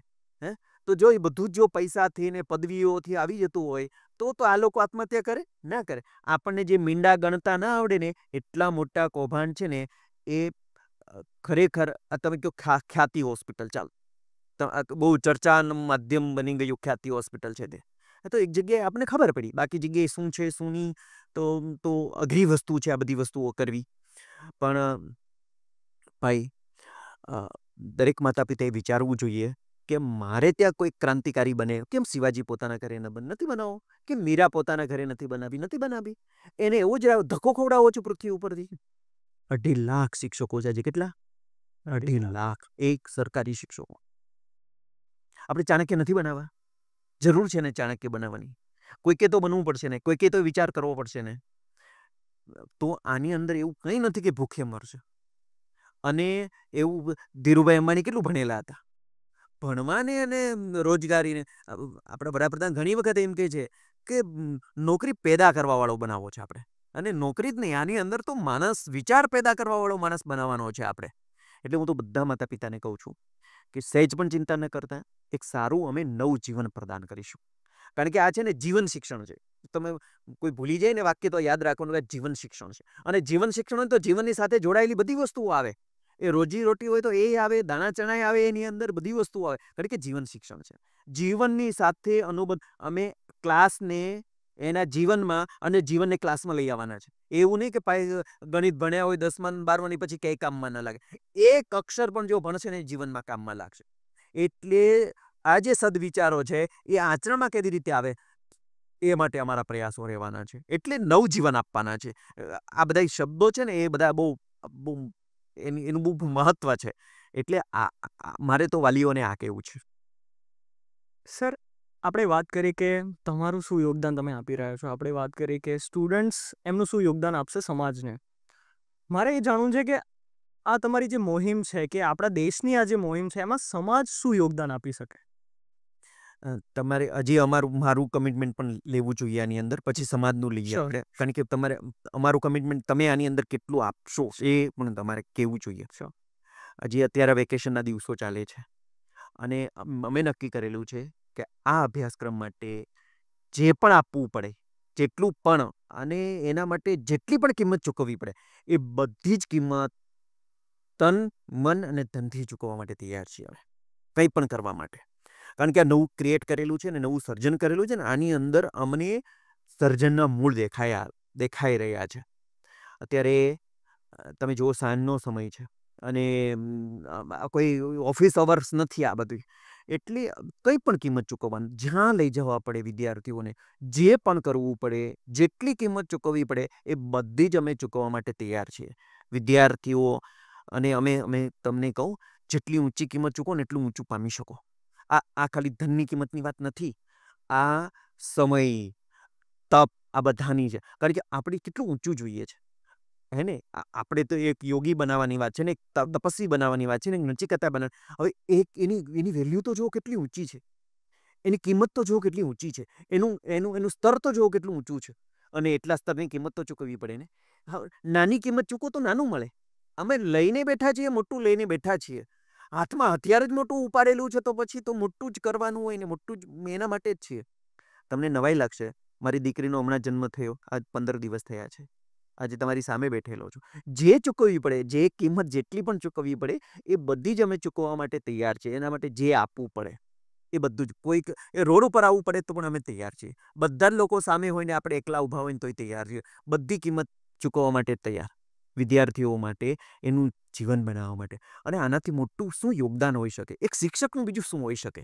હે શિક્ષકો તો પહેલાં તો ગુરુકુલમાં રહેતા, જંગલમાં રહેતા અને ધારતા ત્યારે જે વસ્તુ હતા તે બધી વસ્તુઓ કરતા. અને આનાથી મોટું શું હોઈ શકે? તમે ચાણક્ય જુઓ, એને તો આખી બહુ મોટી મુવમેન્ટને બહુ મોટી ક્રાંતિ કરેલી. એટલે આ અમારું યોગદાન 1 નંબર. સમાજની વાત કરીએ, જે સામાજિકો છે ને એમના માટે વાત છે આ, કે જો સમાજમાં ક્રાંતિ લાવવી હશે ને તો વિચારોમાં ક્રાંતિ લાવવી પડશે. અને વિચારોમાં જો ક્રાંતિ આવશે ને તો જ સમાજની અંદર બહુ મોટી ક્રાંતિઓ આવશે, જે સામાજિકો છે એના માટે. અને વિચારોમાં ક્રાંતિ ત્યારે આવે કે જ્યારે એ બરાબર એમને ખબર પડે કે આ થઈ શકે, આ ન થઈ શકે, આ સાચું છે, આ ખોટું છે, આ ન કરવું જોઈએ, આ કરવું. આપણે છે ને બહુ મોટી ભૂલો કરીએ ને, જો 34 વર્ષ પછી શિક્ષણ નીતિ બદલવી પડી, તમે જુઓ તો અત્યાર સુધી શું કર્યું આપણે? હે કેમ બદલવી પડી? કારણ કે આપણે ભૂલોની મહાન ભૂલો કરીએ છીએ. અને મહાન ભૂલો પછી ખબર પડે કે ઓલે આ તો કરવાનું જ નહોતું, ત્યારે બહુ બહુ મોટી ભૂલો કરી દીધી હોય છે. એટલે આવી મોટી ભૂલો ન થઈ જાય એટલા માટે જે કરીએ ને બહુ વિચારતા વિચારતા ધીરે ધીરે. અને આપણા કોના વારસ છીએ આપણે, એ તો જોવું જોઈએ ને. આપણને શું મળેલું છે, આપણો ગૌરવપૂર્ણ ઇતિહાસ શું છે, આ બધી વસ્તુઓ જોઈએ તો ફરીથી ભારતને ભારત આપણે બનાવી શકીએ. ઠીક છે, આપણે આજે અર્થવ્યવસ્થામાં પણ આપણે ખૂબ આગળ નીકળ્યા, 4થા નંબર પર પહોંચ્યા. મને તો એવું લાગે છે કે જ્યારે બજેટ બને ને ત્યારે રેલવે કેટલી દોડશે એ બધું હોવું જોઈએ, કારણ કે એ તો રોડ કેટલા બનશે એ હોવું જોઈએ.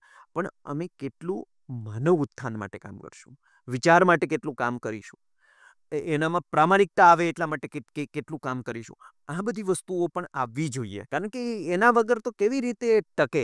આપણે ત્યાં નાનામાં નાની ઇકાઈ છે ને વ્યક્તિ નથી, ભલે પાશ્ચાત્યમાં વ્યક્તિ હોય, આપણે ત્યાં નાનામાં નાની ઇકાઈ છે ને પરિવાર છે. અને આજે સામાજિકોને જો પરિવાર ટકાવવા હશે ને, હવે પરિવાર બહુ જોખમમાં છે.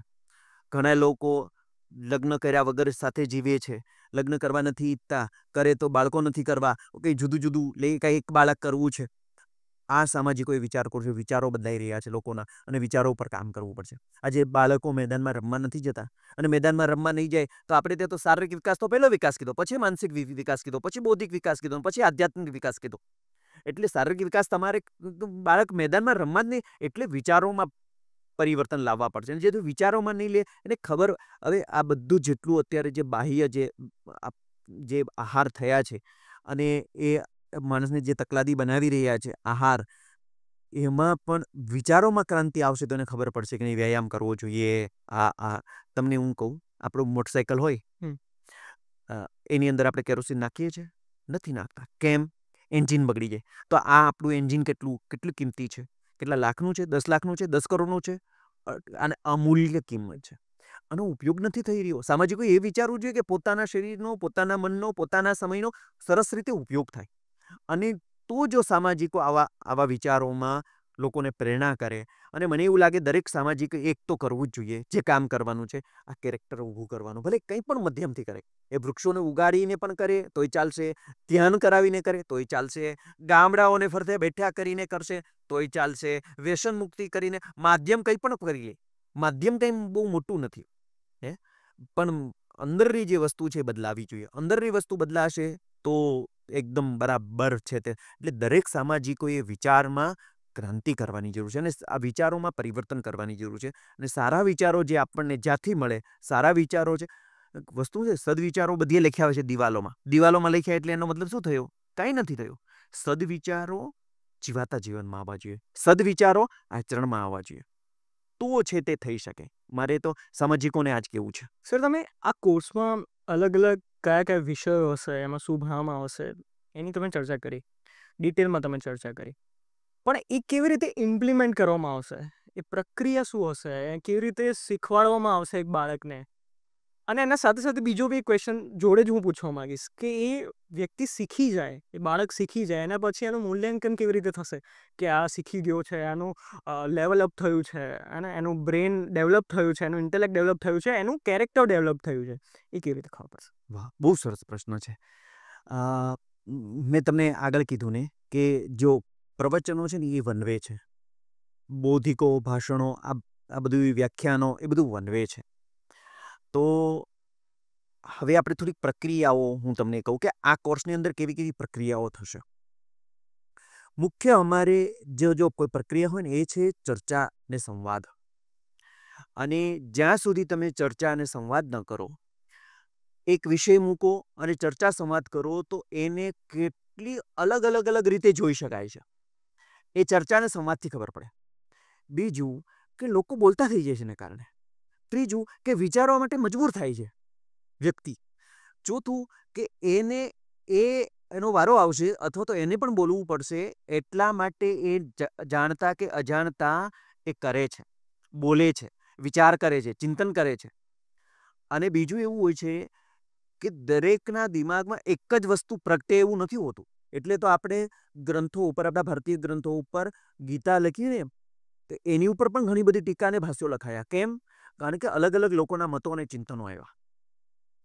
દર્શનો ઉપર પણ ખૂબ બધી ટીકા, કાલિદાસે જે ગ્રંથો લખ્યા, માનો કે અભિજ્ઞાન શાકુંતલમ, એની ઉપર પણ બહુ બધી ટીકાઓ લખાણી. એટલે આ માધ્યમ છે ચર્ચા અને સંવાદ.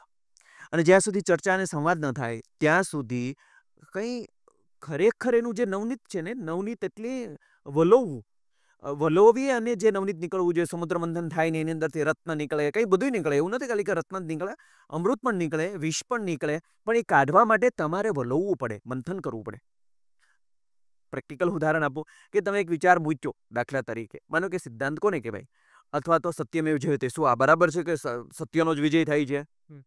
તો તમને એવું લાગે કે સરખા જવાબો આવશે? નહીં આવે એક જ સરખા. પુસ્તકમાં એક જ સરખા જવાબો હોય, ગાઈડમાં એક જ સરખા જવાબો હોય, નવરીતમાં એક જ સરખા જવાબો હોઈ શકે. પણ આ જ્યારે આવો તમે વિચાર મૂકો ત્યારે જે ક્લાસની અંદર 50-60 લોકો હોય, અલગ અલગ, અને એક જ વાતને આટલી અલગ અલગ રીતે જોઈ શકાય એવો એનામાં એક કન્સેપ્ટ ધીરે ધીરે ક્લિયર થવાનો. અને 5 વર્ષ આવું કરે, ચર્ચા વિમર્શ સંવાદ કર્યા કરે, તો કેટલો વધારે મોટી વસ્તુ થાય. એટલે હું તો લોકો જ્યારે મને કોઈક પૂછે ને, હું એમને કહું કે પહેલું માધ્યમ છે ચર્ચા સંવાદ, બીજું માધ્યમ આ બેસ્ટ માધ્યમ છે, ઉત્તમ માધ્યમ છે. બીજું માધ્યમ છે પ્રશ્નોત્તરી, કે જ્યારે તમે એક પ્રશ્ન મૂકો છો અને પ્રશ્ન મૂક્યા પછી એના અલગ અલગ જવાબો લાવવાના પ્રયાસ કરો છો, ત્યારે પણ ખૂબ જ મોટી એવા અઢળક પ્રકારના જવાબ આવતા હોય છે. જો માહિતી અને આ મેં જે વિમર્શ કહું છું ને, એમાં ભેદ કેવો હોય છે? દાખલા તરીકે ભગવાન બુદ્ધ છે, એ કઈ તારીખે એમણે રાજમહેલ છોડ્યો, એ તારીખ યાદ રાખવી એને માહિતી કહેવાય. એ નીકળ્યા ત્યારે એની ઉંમર કેટલી હતી, સવાર હતી કે સાંજ હતી, પશ્ચિમમાંથી પવન ફેંકાતો હતો કે ઉત્તરમાંથી ફેંકાતો હતો, ઘડિયાળમાં કેટલા વાગ્યા હતા, કઈ દિશામાં ગયા હતા, દિશામાં પહેલું કોણ મળ્યું હતું, આ બધી વસ્તુઓ છે ને એને માહિતી કહેવાય. પરંતુ હવે જો શીખવાની શરૂઆત ક્યાં થાય છે કે નીકળ્યા ત્યારે એના મનના વમળો કેવા હશે, મનની સ્થિતિ શું હશે? ચાલો, જ્યારે પૂછો ને ત્યારે એક સરખા જવાબ ન નીકળે. ત્યારે એને એમ થયું હશે કે મારો દીકરો નાનો, ચાલો હક કરી લઉં, ભેટી પડું. એવું નહીં થયું હોય એમને? કોઈનો દીકરો નાનો હોય, વાલો હોય, એની સુંદર પત્ની, એને એમ લાગ્યું એક વખત અનુમતિ લઈ લો અથવા તો એને વાત કરતો જાઉં. એ નહીં થયું હોય, એમના મનમાં શું નીકળ્યું છે? આવું જ્યારે વાત મૂકવો ત્યારે ત્યારે સાચું પરકાયા પ્રવેશ થાય. અને જ્યાં સુધી પરકાયા પ્રવેશ ન થાય ને ત્યાં સુધી તમે એના સુધી તો વિવેકાનંદ સુધી પહોંચવા માટે તમારે સ્વામી વિવેકાનંદના પરકાયા પ્રવેશ તો કરવો જ પડે. અને એ ત્યારે જ થાય કે તમે જ્યારે બહુ ડીપની અંદર, બહુ વિચારની અંદર એકરસ થાવ. ભૂલભુલૈયા મૂવી જોયું તમે? ભૂલભુલૈયા મૂવીની અંદર એવું જ છે કે પેલી વિદ્યા બાલન હોય છે અને એ મંજુલિકા, અને સાક્ષાત પોતે જે છે એવી મંજુલિકા બની જાય છે. આપણે ત્યાં તો એવું છે કે જે તમે વિચારો ને એવા તમે બની જાઓ. તમે એવો વિચાર કરો ને 10 દિવસ કે હું ઉત્તમ છું કે યોગી છું, તમે 50 દિવસ વિચાર કરો, 500 દિવસ વિચાર કરો હું યોગી છું, પછી તમારી બધી જ પ્રક્રિયા યોગી જેવું કરતા હોય ને એવી થવા મળશે. ચાલ એવી થઈ જશે, વિચાર એવા થઈ જશે, ચિંતન એવું થઈ જશે. એટલે આવા ઉત્તમ વિચારો, ચિંતન, મંથન, વલોણું, પ્રશ્નોત્તરી, આ બધી પ્રક્રિયા છે. હું જ થોડીક પ્રક્રિયા કહું તમને, કારણ કે શિક્ષકોને પણ આ તો ધ્યાનમાં આવે ને આ તો બધું કરી શકે. એક પ્રક્રિયા છે આપણે ત્યાં, આ બધી આપણી ત્યાં છો, આ આપણા ગ્રંથોમાં છે બધી પ્રક્રિયા પાછી. એક છે ડિબેટ, એને તમે વાદ વિવાદ કહો કે જલ્પ કે વિતંડા, કે એના માટે જુદા જુદા શબ્દો હતા આપણે ત્યાં. એક વિષયને એક ટીમના લોકો કોઈ જુદી રીતે એને જોઈ રહ્યા છે, એક ટીમના લોકો કઈ જુદી રીતે જોઈએ. તમારે કે ચર્ચા કરાવો કે કૌશલ્ય ચડે કે ચરિત્ર ચડે, ભાગ્ય ચડે કે પુરુષાર્થ ચડે, તો જે હશે તો નીકળી જશે અંદરથી બહાર, પણ ડિબેટ થશે જોરદાર. મહત્વ કોનું વધારે, ગૃહસ્થીઓનું કે સંન્યસ્તનું? તમે જુઓ લોકો ડિબેટ કરે પછી બહાર નીકળશે જે હશે તે. તો સન્માન કોને આપવું જોઈએ? બાળકોને આપવું જોઈએ કે વડીલોને આપવું જોઈએ? બાળકોને કેમ ના આપવું જોઈએ? વડીલોને કેમ આપવું જોઈએ? કેમ? જ્યારે પછી ચર્ચા થાય, જ્યારે ટીમ બને ત્યારે ખબર પડે, અને ત્યારે અંદરથી જે આવવાની વસ્તુ હોય તે આવે કે ભાઈ ઘટના આધારિત શિક્ષણ હોવું જોઈએ કે પુસ્તક આધારિત શિક્ષણ હોવું જોઈએ. તમે જુઓ એની ચર્ચા થાય તે. એક બાજુ શાસ્ત્રો, એક બાજુ જીવાતું જીવન, એક બાજુ ઘટનાઓ, એક બાજુ પરિસ્થિતિઓ. તમે જુઓ એક બાજુ નક્સલ, એ તો શાસ્ત્રમાં ક્યાંય નથી. તો જ્યારે ડિબેટ કરો, અને ડિબેટ એટલે જ્યારે એક બે ટીમ કરીને જ્યારે કામ કરો, ત્યારે ખબર પડે કે કેવી રીતે આ પ્રક્રિયા થાય આખી. અને પ્રક્રિયા છે ને એની અંદર મજા પણ આવે. પેલું શિક્ષણ છે ને બહુ નિરસ બની જાય. બધું ભાષણ કર્યા રાખો, પ્રવચન કર્યા રાખો, માણસ ઊંઘી જાય, કેટલું સમજે છે, સમજ્યા નહીં સમજ્યા કંઈ ખબર નહીં. આમાં તને સકારાત્મક રીતે, બરાબર રીતે જાગતું પણ રહેવું પડે અને સહભાગી પણ રહેવું પડે. બરાબર રીતે કરવું પડે. એક છે પ્રક્રિયાની વાત કરું છું તમને, કે જ્યારે તમે નાના મોટું દાયિત્વ આપો ને કોઈને પણ પ્રક્રિયામાં દાયિત્વ આપવું પડે. બરોબર, બોલો નાનું દાયિત્વ, પણ જ્યારે દાયિત્વ આપો ને, અને દાયિત્વ કેવું આપવાનું કે જેમાં એનું સર્જન થતું હોય, જેમાં એનો વિકાસ થતો હોય, અને ત્યારે એનું દાયિત્વ આપો ને, તમે એક કામ કરો, ચાલો આટલું આટલું વસ્તુ જાઓ કલેક્ટર કચેરી, કે આ કામ કરો, કે આવું કરો, અને ત્યારે એ શીખે, ત્યારે એ વિકસે, ત્યારે ને તારે આજે યોગ શીખવાડવાનું 10 લોકોને. તો એ જ્યારે શીખવું અને જ્યારે શીખવા જાઓ ને, ત્યારે વાસ્તવિક શિક્ષણ તો ત્યારે મળતું હોય છે કે જ્યારે શીખવાનું હોય, અને ત્યારે યોગ સમજાય કે આ યોગ છે એમ. એને એવું ધ્યાન શીખવાડવાનું છે. અને એવા પછી ધીરે ધીરે હવે ધ્યાન કરે છે ને એવા લોકોને ધ્યાન શીખવાડવાનું છે એમ સમજો. અને ત્યારે આવી પ્રક્રિયા થાય ને, જ્યારે દાયિત્વ આપવાની પ્રક્રિયા થાય ને, ત્યારે જ. પણ એ પોતે દાયિત્વ કરતો હોવો જોઈએ, ત્યારે દાયિત્વ છે તે બીજા લોકોને છે તે આપી શકે. હું પ્રક્રિયાની વાત કરું. અમે વિદ્યાર્થીને શું કરાવીએ ખબર છે? શિબિરોમાં લઈ જાય, કાર્યશાળામાં લઈ જાય, કોઈ જગ્યાએ અમે એમને કહીએ કે તારા માટે 10 વર્ષ પછી એક આર્ટિકલ છપાયો છે તારા માટે. એમાં શું છપાયું હોય તો તને ગમશે? લખ ચાલ. એની કલ્પના શક્તિ એટલી વિકસે, એટલી વિકસે. 10 વર્ષ પછી તારા માટે સારું છપાયું, તને તારા માટે એકદમ આમ તારી કંઈક સારું યોગદાન છે, અને તું લખ. ખરેખર જે કરવા માંગતો ને યોગદાન આવે એની અંદરથી. તમે કોઈ ના આવે કે ચાલો પેલા રાજા, એ ના આવે. એને અંદર જે પડેલું હોય ને કે આ જ કરવું છે મારે, અથવા તો આ જ થવું જોઈએ, અને જે એના માટે જે અગત્યની સમસ્યા, એની સમસ્યા બહાર નીકળે નહીં. એની ક્યાં વાત કરો? અમે તો શ્રદ્ધાંજલિ કરાવીએ કે તું વિચાર કર, વિઝ્યુલાઇઝ કર, 1.5-2 કલાક વિચાર કરવા, ચિંતન કરાય, પછી લખાવીએ કે તારી શ્રદ્ધાંજલિમાં લોકો કેવું બોલે તો તને ગમશે. પછી કે બહુ સારા હતો અતુલભાઈ, આ કર્યું, અતુલભાઈ સારા જીવતા હતા. એમાં અમે 2 વસ્તુ પકડી કાઢીએ, એનું યોગદાન અને એના ગુણો. અને એ રડતા રડતા બોલે, એની શ્રદ્ધાંજલિ જોઈ લે, અને એ બોલે ને અમે કે આ મઢી રાખજે, આ તારું છે ને, આ તારું જીવન ધ્યેય છે. અમે લોકોને એમ કહીએ કે તારું જીવનનું ધ્યેય શું છે? ઘણા લોકો કે પોલીસ બનો. પોલીસ તો 25 વર્ષે બની જવાનો. પોલીસ જીવનનું ધ્યેય પૂછવું છે, કારકિર્દી નથી પૂછી. જીવનમાં શું કરીને જવાનું તે પૂછી રહ્યા છે. મારું જીવનનું ધ્યેય છે કલેક્ટર બનવાનું. કલેક્ટર નહીં, એ કારકિર્દી અને જીવન ધ્યેયમાં ભેદ હોય છે. એ ભેદ તો સમજવું પડે કે નહીં સમજવો પડે? આવી પ્રક્રિયા, તો હું તમને ઉદાહરણ આપું, આવી પ્રક્રિયા કરાવીએ. અમે રોલ પ્લે પણ કરાવીએ. રોલ પ્લે એટલે શું થાય ખબર છે? દાખલા તરીકે આ સમજવા જેવું છે કે એક ગ્રામ પંચાયત ચાલી રહી છે. ઉદાહરણ કહું છું. ગ્રામ પંચાયત હોય ને, એનું મુખિયા હોય એક, અને એની અંદર એક ચોર છે. એક ચોરનો રોલ પ્લે કરવાનો છે. ચોરનો જ કરવાનો છે, બીજું કંઈ નથી કરવાનું. એક જેની ઘરે ચોરી થઈ છે એનો રોલ પ્લે કરવાનો છે. એક તો જેને ઘરે ચોરી થઈ છે એના પાડોશીનો રોલ પ્લે કરવાનો છે. એક ચોર છે એના પક્ષધરનો રોલ પ્લે કરવાનો છે. એકે મુખ્યનો રોલ પ્લે કરવાનો છે. પરિણામ શું આવે કંઈ ખબર ન હોય, કારણ કે તો રોલ પ્લે કરવાનો છે. હવે એ બચાવમાં કરવો, શું કરવો, શું બોલવું, એ બધું ઓટોમેટિક બહારથી નીકળે. બધું આ તમે એક કીધું રોલ પ્લે કરવાનું, ત્યારે ક્યારેક પ્રધાનમંત્રીને કરવો પડે, ક્યારેક છે તે યુદ્ધ ચાલતો એનો રોલ પ્લે કરવો પડે, ક્યારેક એક સૈન્યના વડાનો રોલ પ્લે કરવો પડે, કંઈ નક્કી ન હોય. અને ત્યારે કંઈ વિચારેલો રોલ પ્લે ના હોય. નાટક નથી કહેતો હું, ડ્રામાની વાત નથી કરતો હું, રોલ પ્લેની વાત કરી રહ્યો છું. અને ત્યારે અચ્છા, એને આવું વિચારવું પડતું હોય છે, એ ત્યારે ખબર પડે એમને.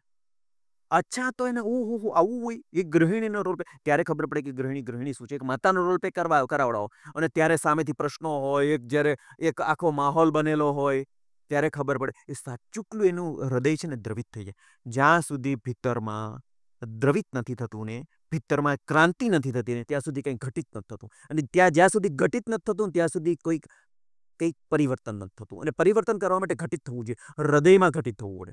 આપણે કામ ક્યાં કરીએ છીએ ખબર છે? બૌદ્ધિક લેવલે. અને અમે બૌદ્ધિક લેવલે બહુ ઓછા કામ કરીએ. અત્યારનું જે શિક્ષણ છે ને, તમે હમણાં કીધું કે શિક્ષણ, અત્યારના શિક્ષણની મોટા ભાગે બૌદ્ધિક કેવી રીતે તગડો કરવો માણસને, બૌદ્ધિક રીતે.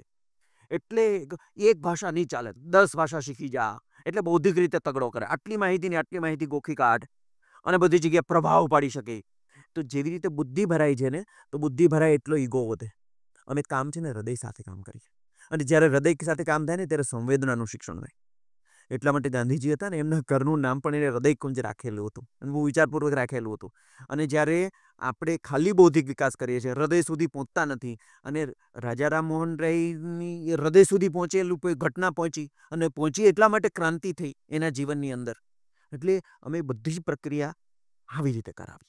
અને ત્યારે સાચુકલું અંદરથી નીકળે, જે કાઢવાનું છે ને, અમારું કામ જ છે કે ભીતરમાં જે બહાર છે એને કેમ વાતાવરણ આપવું અને કેમ એનું ઘડતર કરવું, કેમ એને ખીલવણી કરવી, કેમ એકદમ જે અવસ્થાએ પહોંચી શકે એમ છે કેવી રીતે પહોંચાડો, આવી પ્રક્રિયા કરાવીએ. એ પ્રક્રિયા છે ને, અત્યારે માણસ છે ને, કોઈ વ્યક્તિ એ એકલો 1000 પગલા આગળ ચાલે ને અમારા માટે કોઈ મહત્વનું નહીં. 10 લોકો સાથે લઈને 10 પગલા ચાલ્યો તો અમારા માટે મહત્વનું છે.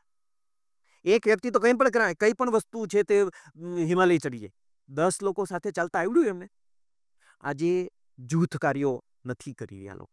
અને જૂથ કાર્ય કરે ને ત્યારે બધાને સંભાળવા પડે.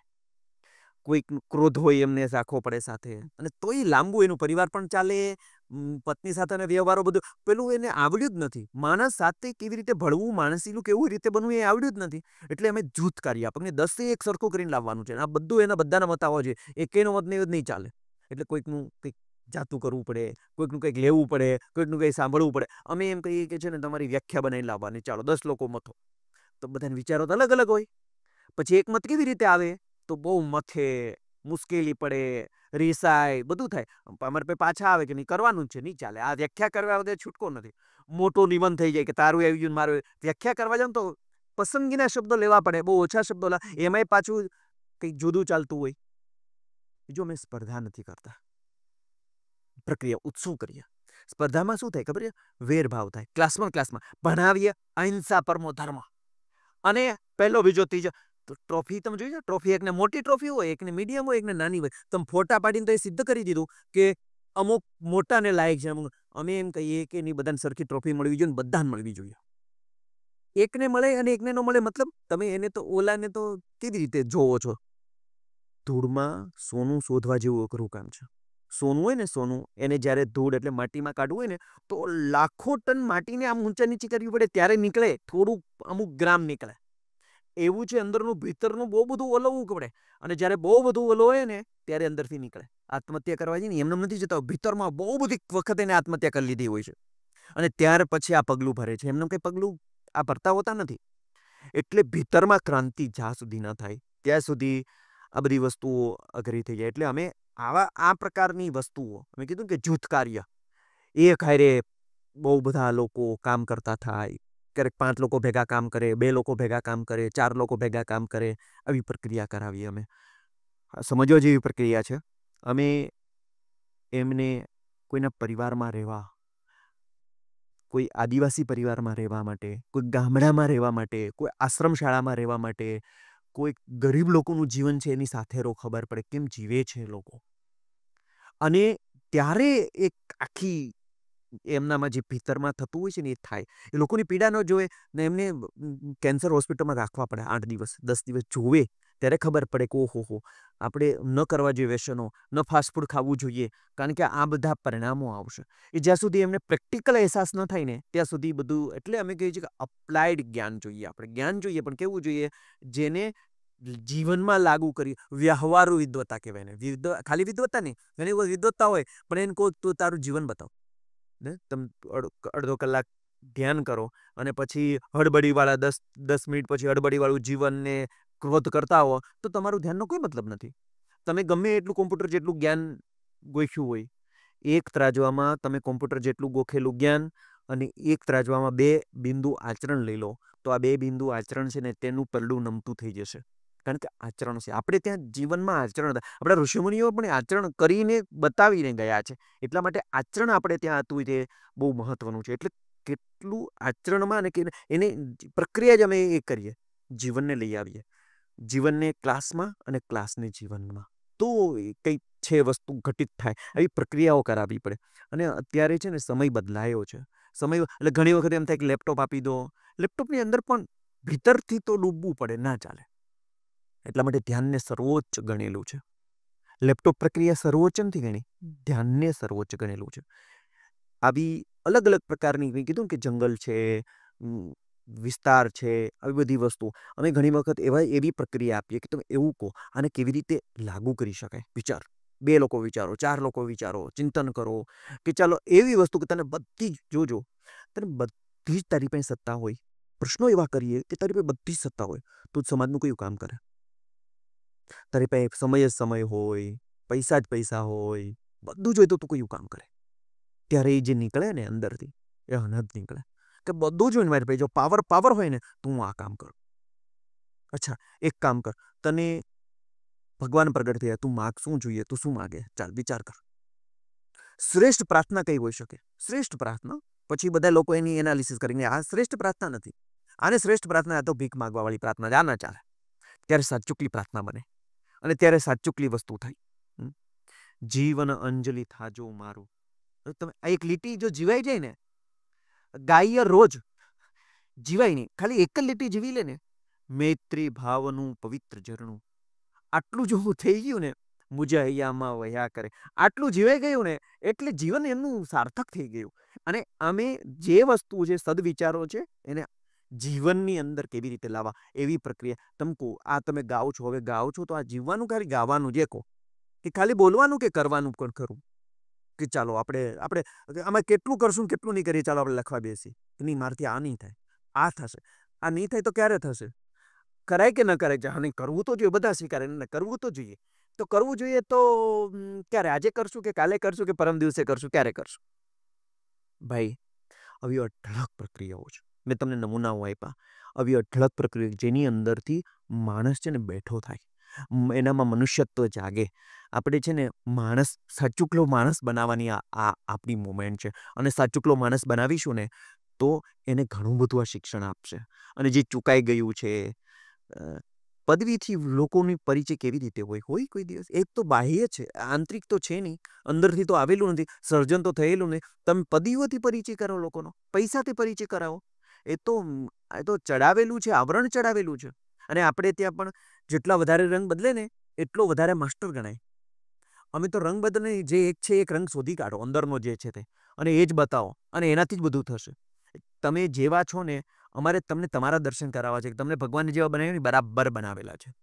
કારણ કે બધા ભગવાને બધાને બરાબર વિચારપૂર્વક બનાવે છે. અને વિચારપૂર્વક બનાવતા હોય એની અંદર કંઈ વધારે કંઈ દંભ કરવાની જરૂર નથી. અને આપણે તો વધારે મેકઅપ, વધારે ન હોય એવું દેખાડવું, કંઈ જુદું બતાવવું. તમે પેલા કોર્સિસ પેલા બધા ચાલતા, પેલા બાહ્ય વિકાસ કરવા માટેના, તો એની અંદર કેવી રીતે આમ હસવું, કૃત્રિમ કેવી રીતે હસવું, પર્સનાલિટી ડેવલપમેન્ટ, જાજો પર્સનાલિટી ડેવલપમેન્ટ, એ બધું બાહ્ય હોય છે. પર્સનાલિટી ડેવલપમેન્ટ આપણે તો ભીતરમાં પર્સનાલિટી, કેરેક્ટર ડેવલપમેન્ટની આપણે છે તે વાત કરીએ છીએ. આવી પ્રક્રિયા કરવી જોઈએ. બીજો પ્રશ્ન શું પૂછો તમે? મૂલ્યાંકન. મૂલ્યાંકન, હા, બહુ અગત્યનો પ્રશ્ન છે. કારણ કે જ્યાં સુધી એ મૂલ્યાંકન ન થાય ને ત્યાં સુધી એ ચાલી બરાબર રહ્યો છે કે કેમ ખબર પડે. નકર એવું થાય કે રસ્તો ભટકી જાય અને ભટકા પછી પાછું આવવું પણ બહુ અઘરું પડે. એટલે મૂલ્યાંકન બહુ અગત્યનો મુદ્દો. તમે બહુ સારો પ્રશ્ન કર્યો છે. એક તો પહેલી જ વસ્તુ છે કે વ્યક્તિની અંદર એની જે સ્ટ્રેન્થ હોય ને, સ્ટ્રેન્થ વિકસી રહી છે કે કેમ, એની શક્તિઓ ખીલી રહી છે કે કેમ, એ જોવું પડે. અને મૂલ્યાંકન કોણ કરે? મોટા ભાગે મૂલ્યાંકન વ્યક્તિ પોતે કરે અને એનો સહપાઠી કરે, એમના પેરેન્ટ્સ, એમના વાલીઓ કરે, એમના સોસાયટીના મિત્રોને, સમાજના લોકો કરે, અને જે સિસ્ટમમાં લોકો હોય એ કરે.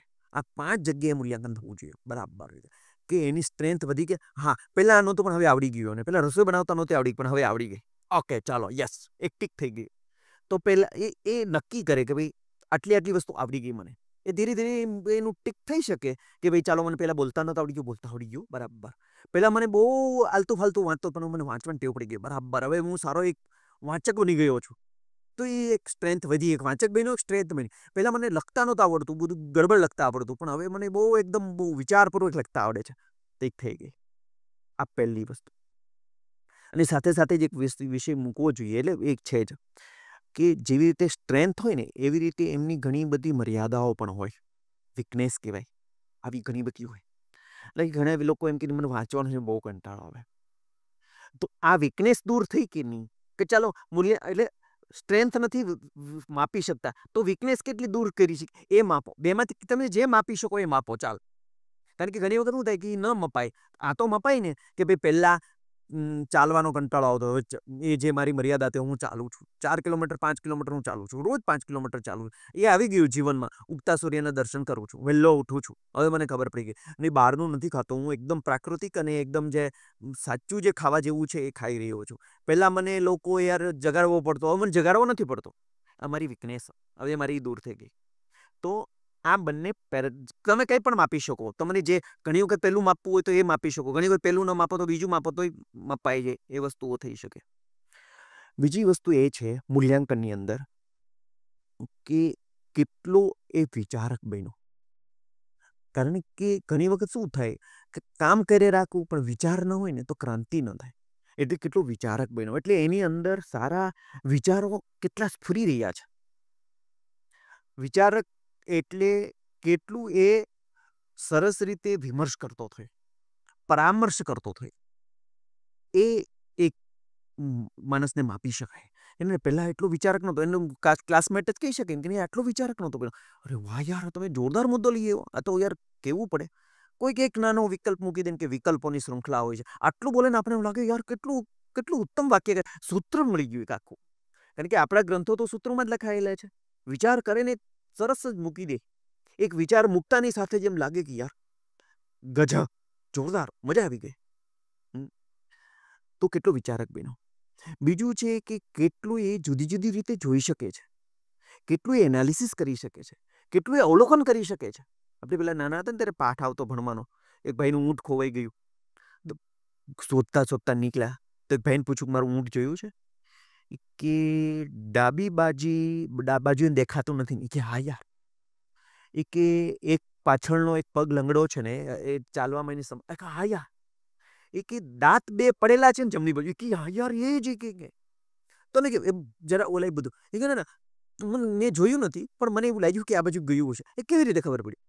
એ કે 4 પગલા છે ને એમાં જે જમણી બાજુનું પગલું છે ને ઓછું મૂકેલું, બાકી 3 પગલા બરાબર મૂકેલા. એટલે મેં કીધું કે અહીંથી કોઈનું ઊંટ ગયું છે, પણ એક બિસાડું એક પગે એ લંગડું હશે એવું મને લાગ્યું.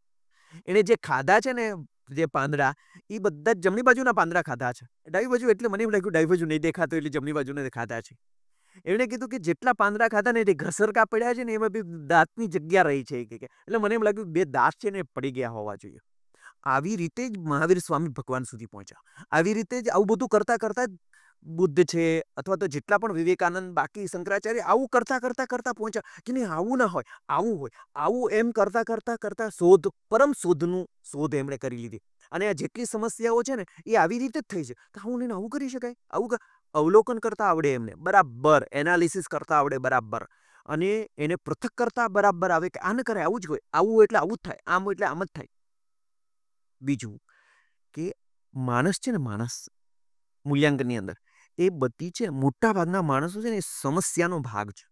એટલે એની પાસે સમસ્યા જ હોય. તમે જો કોઈ પણ માણસને પૂછો કે આજ આખો દિવસ, તો કે હા યાર આ એક સમસ્યા આવી, ખાધેલું ન પચ્યું, તો મોડો ઉઠ્યો, અથવા તો આ કરવું તે ન થયું. એ કેટલો સમાધાનનો ભાગ બને છે. સમસ્યાનો ભાગ નહીં, સમાધાનનો ભાગ બને છે. એને પોતાના માટે નહીં, બીજા માટે પણ કેટલો સમાધાનનો ભાગ બની રહ્યો છે. એક વસ્તુ. બીજું કે સર્જક બન્યો કે નહીં, ભલે લેખ લખ્યો પણ એને સર્જન ગણી લઈએ. સમજો, એને સર્જન જ કહેવાય કે તમે સારા લોકોને ગોતીને સારા એને કેમ બહાર કાઢવા, એને સર્જન જ કહેવાય. એ કવિતા લખીને એને સર્જન જ કહેવાય. કેમ ના સર્જન કહેવાય? એટલે કેટલો માનો કે એક નવી જ એક પૌષ્ટિક આહારની શોધ કરી લીધી એમને. લોકોને મજા આવી ગઈ ખાવાની, એમાં પૌષ્ટિકતા હતી. એક નવો વ્યાયામ શીખી દીધો એમણે. કે જો આવું આવું આવું કરો ને તો તમને પછી ગેસની સમસ્યા નહીં થાય.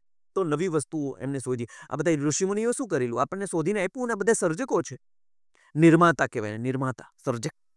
ભગવાન પણ એક સર્જક છે. એવી રીતે આપણે પણ બધા કંઈક સર્જન કરી રહ્યો છે કે કેમ? એક વસ્તુ. બીજી મૂલ્યાંકનની વસ્તુ છે, કારણ કે આ બધું કરવાનું છે આખરે મેં તમને કીધું કે આનંદ માટે. એ મોજમાં છે કે નહીં? આનંદ, સાચો આનંદ લઈ શકે છે કે કેમ? અને સાચો આનંદ એ પ્રાકૃતિક સાથે જીવાઈ રહ્યું છે કે કેમ? એનું પ્રાકૃતિક જીવન, આનંદમય જીવન જીવાઈ રહ્યું છે કેમ? કે બહુ બધા ટેન્શનમાં છે, બહુ બધી વસ્તુઓ કરી રહ્યો છે, કે એકદમ પ્રાકૃતિક બની રહ્યો છે. મેં તમને કીધું કે બીજું મૂલ્યાંકન છે ને એ છે કેટલો ખીલી રહ્યો છે, એની ખીલવણી કેટલી થઈ રહી છે, એ જ્યાં છે ત્યાંથી ઉપર ઉઠી રહ્યો છે, આગળ નીકળી રહ્યો છે. તમારે એક સરસ પુસ્તક છે એની અંદર સાગરપંખી, અને સાગરપંખીમાં એવું જ છે કે કેટલી ઊંચાઈએ પહોંચે છે, જ્યાં બધી સીમાઓ હતી એનાથી ઉપર ઉઠે છે. સાગરપંખી, એની પાંખો બહુ નાની હોય છે, આમ તો બહુ મોટા સાહસો કરે છે, અને મોટા સાહસો કરીને બધી બહુ મોટા સર્જનો કરે છે.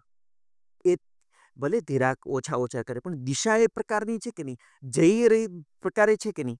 આપણે ટ્રેન જતી તો ખબર પડી જાય કે આ તો દ્વારકા જાય છે, એટલે દિશા એ પ્રકારની છે, એટલે ખબર પડી જાય કે ના આ પ્રકારની છે. નકરે ખબર પડી જાય કે નહીં આ કંઈ કરશે નહીં, કારણ કે એની દિશા કંઈ છે નહીં. બીજી વસ્તુ, અને જો સરસ એનું કોઈનું પણ તમે જીવન જુઓ ને, જીવાતું જીવન, એટલે ખબર પડી જાય તમને કે આ શું કરશે, શું એનાથી થશે. એના જીવતા જીવનમાં એની દિનચર્યા જોઈ લો, એના ટેબલ જોઈ લો, એના ઘરની વસ્તુઓ જોઈ લો, એટલે તમને ખબર પડી જાય કે એ શું કરશે. એમાં પરિવર્તન એ હોય જ બધાનું, ખરાબ જ હોય એટલે ઠીક છે એવું જોઈએ. એમાં પરિવર્તન આવી રહ્યા છે, એમાં કંઈક બદલાવ થઈ રહ્યો છે. અને બીજું, મૂલ્યાંકનની અંદર કેટલા વધારે પ્રાયોગિક કાર્યો કરી રહ્યો છે. જુઓ, બીજું સારા શબ્દો, કેટલા પ્રયોગ કરી રહ્યો છે. પ્રયોગ નથી કરતા ને તો કંઈ નહીં. પ્રયોગશીલ હોય ને એને તો અમે એમને છે ને વિદ્યાર્થીને, તમને નવાઈ લાગશે, અમે વિદ્યાર્થીને ખોજી જ કહીએ કે ખોજી જ બનવો ને, કરવાની ખોજ જ છે. ખોજી એટલે શોધાર્થી. કેટલા નવા પ્રયોગ કર્યો. ચાલો મગનો પ્રયોગ કર્યો, મગને આવી રીતે નહીં, પણ આમ કરો ને તો એ વધારે સ્વાદિષ્ટ બને અથવા પચવામાં તો કંઈ વાંધો નહીં. પ્રયોગ કર્યો એમને કંઈ વાંધો નહીં. મીઠું આ નહીં, આવું મીઠું આમ નાખીને આમ કરો ને તો બરાબર થાય. આવું નહીં, આવું કરો ને તો જરા પેલો રસ નીકળી જશે ને, નીકળી ના જાય, પણ આવી રીતે થાય.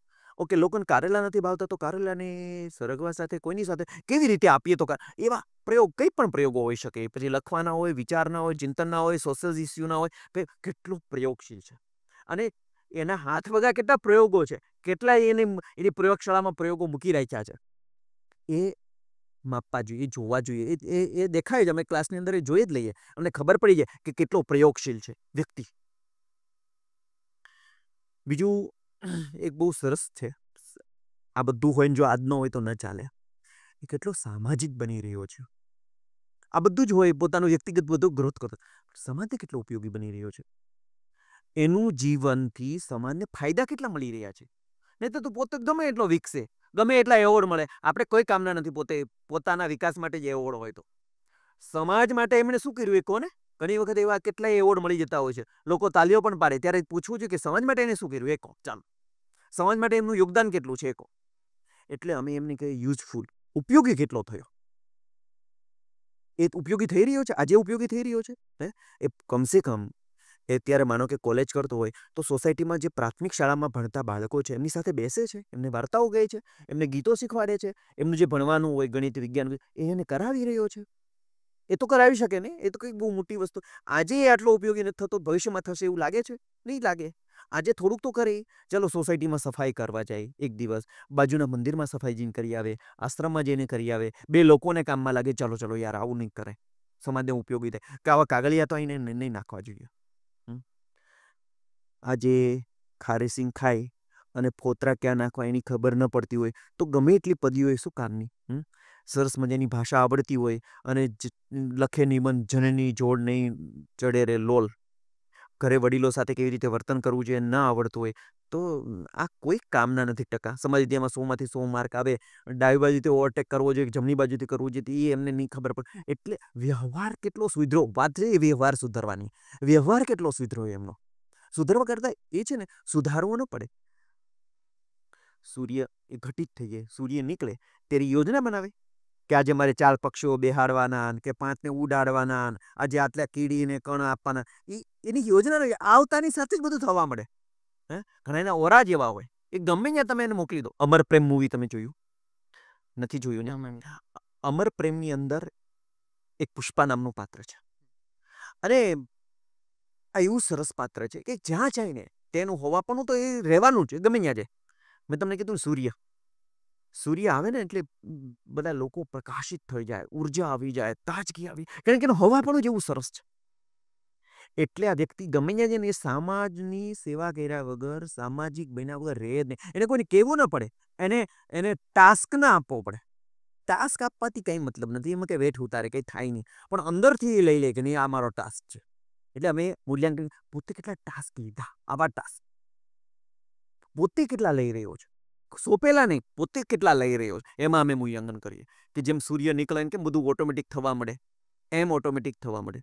તમે કહો કે રાજા રામ છે, એ કઈ પણ જગ્યાએ રાજ્ય કરે, એ કોઈ પણ જગ્યાએ એને રાજ્ય આપી દો, એ ભલું થવાનું છે. અમુક લોકો ભલું કરવા માટે જ આવેલા હોય છે, એનાથી ભલું જ થાય. તમે ગમે અહીંયા મૂકો, એને કોઈ પણ કામ આપો, એવો સારો માણસ એને ક્લાર્ક બનાવો કે પ્યુન બનાવો, એ કામ પૂરી નિષ્ઠાથી કરે. કે એને પ્રિન્સિપાલ બનાવો, એનું કામ હોય અને બિલકુલ બરાબરનું કામ કરે. એટલે આવું એનામાં સામાજિકતા આવી કે કેમ, એ અમે મૂલ્યાંકનમાં જોઈએ. કે બની રહ્યો છે કે કરી રહ્યો છે કે નથી કરી રહ્યો કે કેમ, એ વસ્તુ અમે જોઈએ. અને બીજું કે એમણે કોઈ એવું કામ વિચાર્યું છે, એની ઉપર કામ ચાલી રહ્યું છે કે મારે આ દુનિયાની અંદર હું આવ્યો છું, મારે કંઈક મોટું કરવું છે અને મારાથી થવું જોઈએ. એવી પીડા છે, ભલે કામ નથી, પીડા છે, અમે જોઈ શકીએ કે પીડા છે યાર. એ બોલે ત્યારે એની પીડા દેખાવી જોઈએ. એમ બેસે ને તને પીડા કે યાર ખરેખર યાર બહુ આ તો ના ચાલે યાર, આટલો બધો જેમ સર્વત્ર ભગવાન એમ સર્વત્ર ભ્રષ્ટાચાર, યાર આ તો બહુ ખરાબ થઈ ગયું. એ પીડા આપણને દેખાય. પછી આપણે એની સમસ્યા એને ક્યાં કરવું છે, ઘણી વખત કાંઈ નહીં, ઠીક છે લાવ એને. ઘણાને તો એવું હોતું જ નથી કે યાર ઠીક છે શું યાર, એની સાથે કોઈ લેવા દેવા જ હોતી નથી. અને આવા લોકો ન પોતાનું સર્જન કરતા હોય, ન સમાજનું સર્જન કરતા હોય, ધક્કો ખાય પૃથ્વી ઉપર. ક્યાં ગયા હતા? ક્યાંય નહીં. શું કરીએ એવા? તો કંઈ ન કરે એવા. આટો માર્યો તો કે નહીં, કશું કંઈ નહીં. ભગવાન પૂછે એને જ્યારે કે તને આટલા બધા અવસર આપ્યા, આટલી બધી શક્તિ આપી, આ પૈસા આપ્યા, પદ આપ્યું, જ્ઞાન આપ્યું, આટલી બધી આપ્યું, ધક્કો ખાઈને પાછો આવ્યો, કશું જ ન કર્યું તે. એટલે આવું જો મૂલ્યાંકન બરાબર થાય ને તો મને એવું લાગે છે કે બરાબર એનું સાચી રીતે જે ઉઘડતર થવું જોઈએ ને એ ઉઘડતર થાય. આ અમુક મુખ્ય મુદ્દા કીધા, આમાં નાના નાના મુદ્દાઓ હજી ઘણા બધા છે કે જેને આપણે લઈ શકાય. યસ સર, તમે જે આ કામનું બેડું ઉપાડ્યું છે, એક રીતે હું આને ક્રાંતિ, એક રીતે હું આને રિવોલ્યુશન જ કહીશ. અને આના સૌથી આગળ ઉભા રહેલા જે ફ્રન્ટિયર ઉપર આપણે કહીએ શિક્ષકો છે, તમે આવા શિક્ષકો કેવી રીતે કેળવશો કે જેટલું તમે તમારું જે તન મન ધન તમે કીધું તમે આપવા રેડી છો, એ લોકો પણ ભવિષ્યમાં પણ આપવા રેડી? આજથી 15 વર્ષ પછીના જે શિક્ષકો હશે, જે તમારી આ મોહિમને આગળ વધારશે, એ કેવી રીતે તમે બનાવશો? બહુ મહત્વપૂર્ણ અને બહુ અગત્યનો અને બહુ રસપ્રદ પ્રશ્ન છે. આમાં એક સિદ્ધાંત એવું કહે છે કે આખરે તમે તે જ પેદા કરી શકો જે તમે છો. એટલે તમે તેને જ નિર્માણ કરી શકો જે તમે છો. ચાણક્ય એ જ ચંદ્રગુપ્ત બનાવી શકે. બાકી તમે કોઈ પણ નક્કી કરે ને ત્યારે બહુ રોડ ઉપર હાલતો કે મારે આવા નચિકેતા બનાવ, ના બની શકે. તમને બરાબર અહીં ઝાડુ વાળતા આવડતું હોય ને તો તમે બીજાને શીખવાડી શકો બરાબર ઝાડુ વાળતા આવડું. તમારી પાસે જે હોય ને એ જ તમે શીખવાડી શકો. એટલે જેની પાસે કેરેક્ટર હોય ને એ જ કેરેક્ટર શીખવાડી શકે. એટલે ઘણા શિક્ષકો છે. અને એ શિક્ષકોમાં જે હોય ને, તમે ગમે એવો પ્રયાસ કરો ને તો શેરનું 1.25 શેર તમે કરી શકો, એના 100 શેર તો સુધી જ ન પહોંચી શકો તમે. એટલે બિલકુલ કે જે પણ આ મુવમેન્ટનો હિસ્સો બનશે મારી જેમ, એ લોકોએ બહુ મોટી મુહિમનો ભાગ બનવા માટે એમને જાત ઉપર તો કામ કરવું જ પડશે. અને જે લોકો જાત ઉપર કામ ન કરે ને એ બીજી જાત ઉપર કામ ન કરી શકે. પહેલા પોતાની જાત ઉપર કામ કરવું પડે. પહેલા પોતાને પ્રેમ કરો તો બીજાને કામ પ્રેમ કરી શકો ને. પેલા પોતાનો પ્રેમ કરતા હોય, જે પોતાને પ્રેમ કરતા હોય સમય નહીં વેડફે ના વેડફે. જે પોતાને કેમ પ્રેમ કરતા હોય એ વ્યસન કરે ન કરે તો તમે પોતાનો પ્રેમ નથી કરી રહ્યા. અને જે પોતાને પ્રેમ કરતા હોય એ બેસ્ટ આપે જ, કારણ કે પોતાને પ્રેમ કરી રહ્યા છે. અને પોતાથી જે બેસ્ટ થતું હોય એ કરે જ. કેમ? કારણ કે પોતાને પ્રેમ કરી રહ્યા છે. અને જે પોતાને પ્રેમ કરતા હોય એ જ બીજાને કંઈક યોગદાન કરી શકે. અને અમે ગેરંટી સાથે કહીએ કે આ જે પ્રક્રિયામાંથી જેટલા પસાર થશે ને એ નચિકેતા બનશે અને એનામાં જે યોગ્યતા હશે ને અમે વિદ્યાર્થીને છૂટી આપવાના છે કે તમને એવું લાગે ને કે જીવી નથી, તમે એની જીવન જુઓ અને બરાબર તમને લાગે ને કે જીવન નથી જીવી રહ્યું, તમે એમને પણ કહો. કેમ ના કહી શકાય? આપણે તો સહના વવતુની પરંપરાવાળા છીએ, સહનો ભુનકતીની પરંપરાવાળા છીએ, અને જ્યારે સહના વવતુ ગાતા હોઈએ તો જીવન નહીં સહના વવતુ, તો જીવવું પડે કે ના જીવવું પડે? એટલે અમે શિક્ષક અને વિદ્યાર્થી આને બંનેને એક સહપાઠી જ ગણીએ છીએ, કારણ કે બંને શીખે છે અને દરેક વિદ્યાર્થી એક સંભાવના હોય છે, કારણ કે બધા સાથે એક સરખું થોડું કામ થવાનું છે. જે ચિમનભાઈ સાથે થાય મગનભાઈ સાથે થોડું થાય. મગનભાઈ જુદો વ્યક્તિ છે, ચિમનભાઈ જુદો વ્યક્તિ છે. જેમને તો આ કરવાનો નશો હશે ને, જેને આ કરવાનો ધગશ હશે, જેને આ કરવામાં આનંદ હશે અને જેનું બરાબર કમિટમેન્ટ હશે. અત્યારે અમારી એક નાની ટીમ છે, અમે આનંદાલયમાં કામ કરીએ છીએ, એટલે અમારી પાસે એક નાનકડી ટીમ છે, પણ આ ટીમ હજી બહુ મોટી થશે અને બહુ મોટા લોકોને અમે આ કામ સોંપીશું. એ જ આ છે ને, આને એક ફેસિલિટેટર શબ્દ કહેવો જોઈએ, કારણ કે એ વાતાવરણ પૂરું પાડે છે. એ પોતાના જ્ઞાનને થોપતો નથી. જ્ઞાન થોપવાથી શું થાય કે મને આટલું બધું, એનાથી પરિવર્તન થાય? એનાથી પરિવર્તન ન થાય. પ્રભાવિત કરી દીધા, વાહ વાહ જોરદારો, પ્રભાવિત કર્યા છે. એટલે તમે જ બોલી રહ્યા છો કે પ્રભાવિત કર્યા છે. પરિવર્તન નથી કર્યું. પરિવર્તન માટે તમે કંઈ નથી કર્યું, પ્રભાવિત કરી દીધા છે. કે એવા વક્તા બોલો ને એવા વક્તાઓ બોલાવો ને કે પ્રભાવિત કરી દે. અરે એવા નથી બોલાવાના પ્રભાવિત કરે એવા. તો એનો પ્રભાવ છોડીને જશે, એ હીરો બનીને જશે. એને પેલા ઇન્સ્ટાગ્રામમાં પેલા ફેસબુકમાં એને વ્યૂ વધશે. એવા નથી બોલાવાના આપણે. આપણે તો એવા બોલાવા છે કે જીવી રહ્યા છે, જીવન આપે, દ્રષ્ટિ આપે, આંખ આપે, એવા લોકોને બોલાવાના છે. અને એ લોકો આની અંદર કામ કરીએ, પ્રભાવિત કરે એવા તો કેટલા લોકો છે.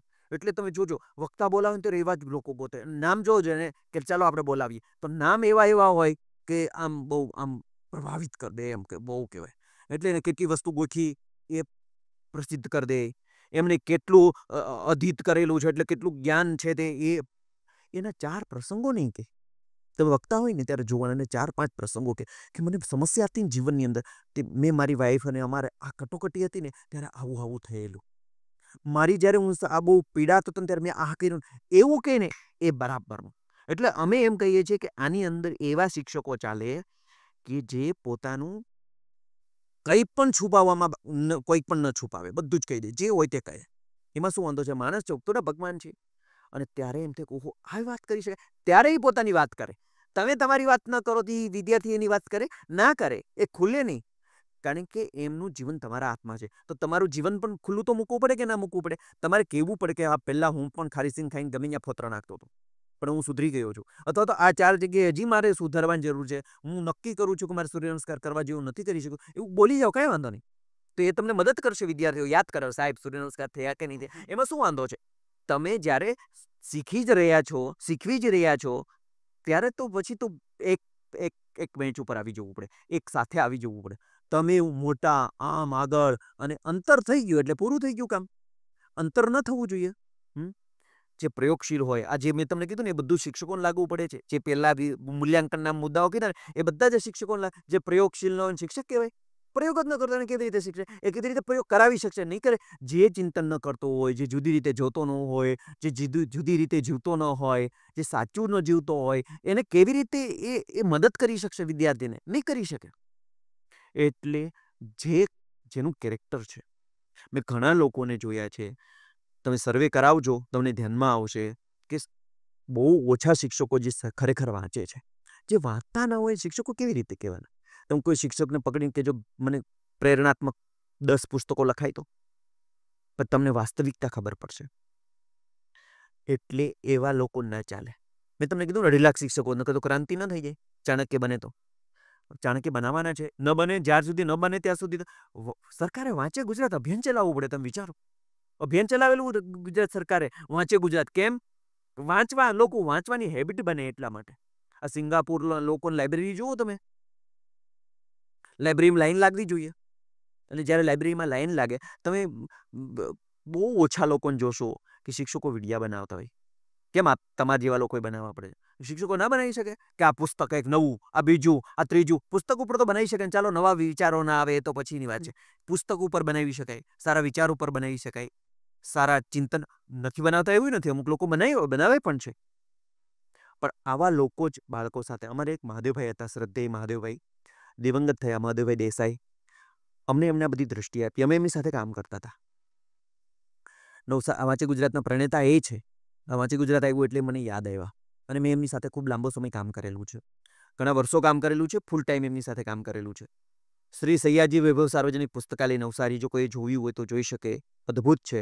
એમના એ પાયાના પથ્થર છે. તો તમે બીજાની સાથે રહો ને તો કહેવાય ને કે એના ગુણો ત્યારે આવે તે જીવતા હોય. હવે મધુભાઈ સાથે રહીને એટલે શીખ્યા, કારણ કે એ બધું જીવતા હતા. એ બીજામાં સપનાઓ વાવી શકતા હતા. એટલે આવા ભાવ સાથે જ્યારે, આવા હૃદય સાથે જ્યારે જીવવાવાળા હોય ત્યારે બીજામાં એ ક્રાંતિ કરી શકે. નહીતર ક્રાંતિ ન કરી શકે. જોખી જોખીને કોઈ માં કોઈને જોખી જોખીને આપે છે. તમે માનું સ્તર કહી દીધું. જે લોકો કે હું તો માસ્તર છું, એને પૂછવું જોઈએ અહીં બેસ, કેટલી કલાક જાય છે, કેટલું કરે છે, જોખી જોખીને કરે. આ બધું જોખી જોખીને કરવાની વસ્તુ જ નથી. પ્રેમ જોખી જોખીને થાય. તમે વિદ્યાર્થીને જ્યારે વાલ કરો છો ત્યારે જોખી જોખીને થાય. વાલને જોખવાનો જ ના હોય. ઘણી ઘણી થાય, મિનિટ મિનિટ કરીને. એને નવા તો મેં 2 કલાક વધારે બેઠું. શરમ આવી જોઈએ બોલતા 2 કલાક વધારે બેઠા. આજે આટલું વધારે કર્યું. અરે કરવાનું જ હતું. એના માટે તમે, બીજું શિક્ષક છે ને એ વ્યવસાય નથી, એ ધર્મ છે, એ કર્તવ્ય છે. વ્યવસાય ઘણો કઈ વાંધો નહીં, આપણે કર્તવ્ય છે. એક ચૈતન્ય સાથે કામ કરવાનું એક મોમેન્ટ છે. સમજો તમે.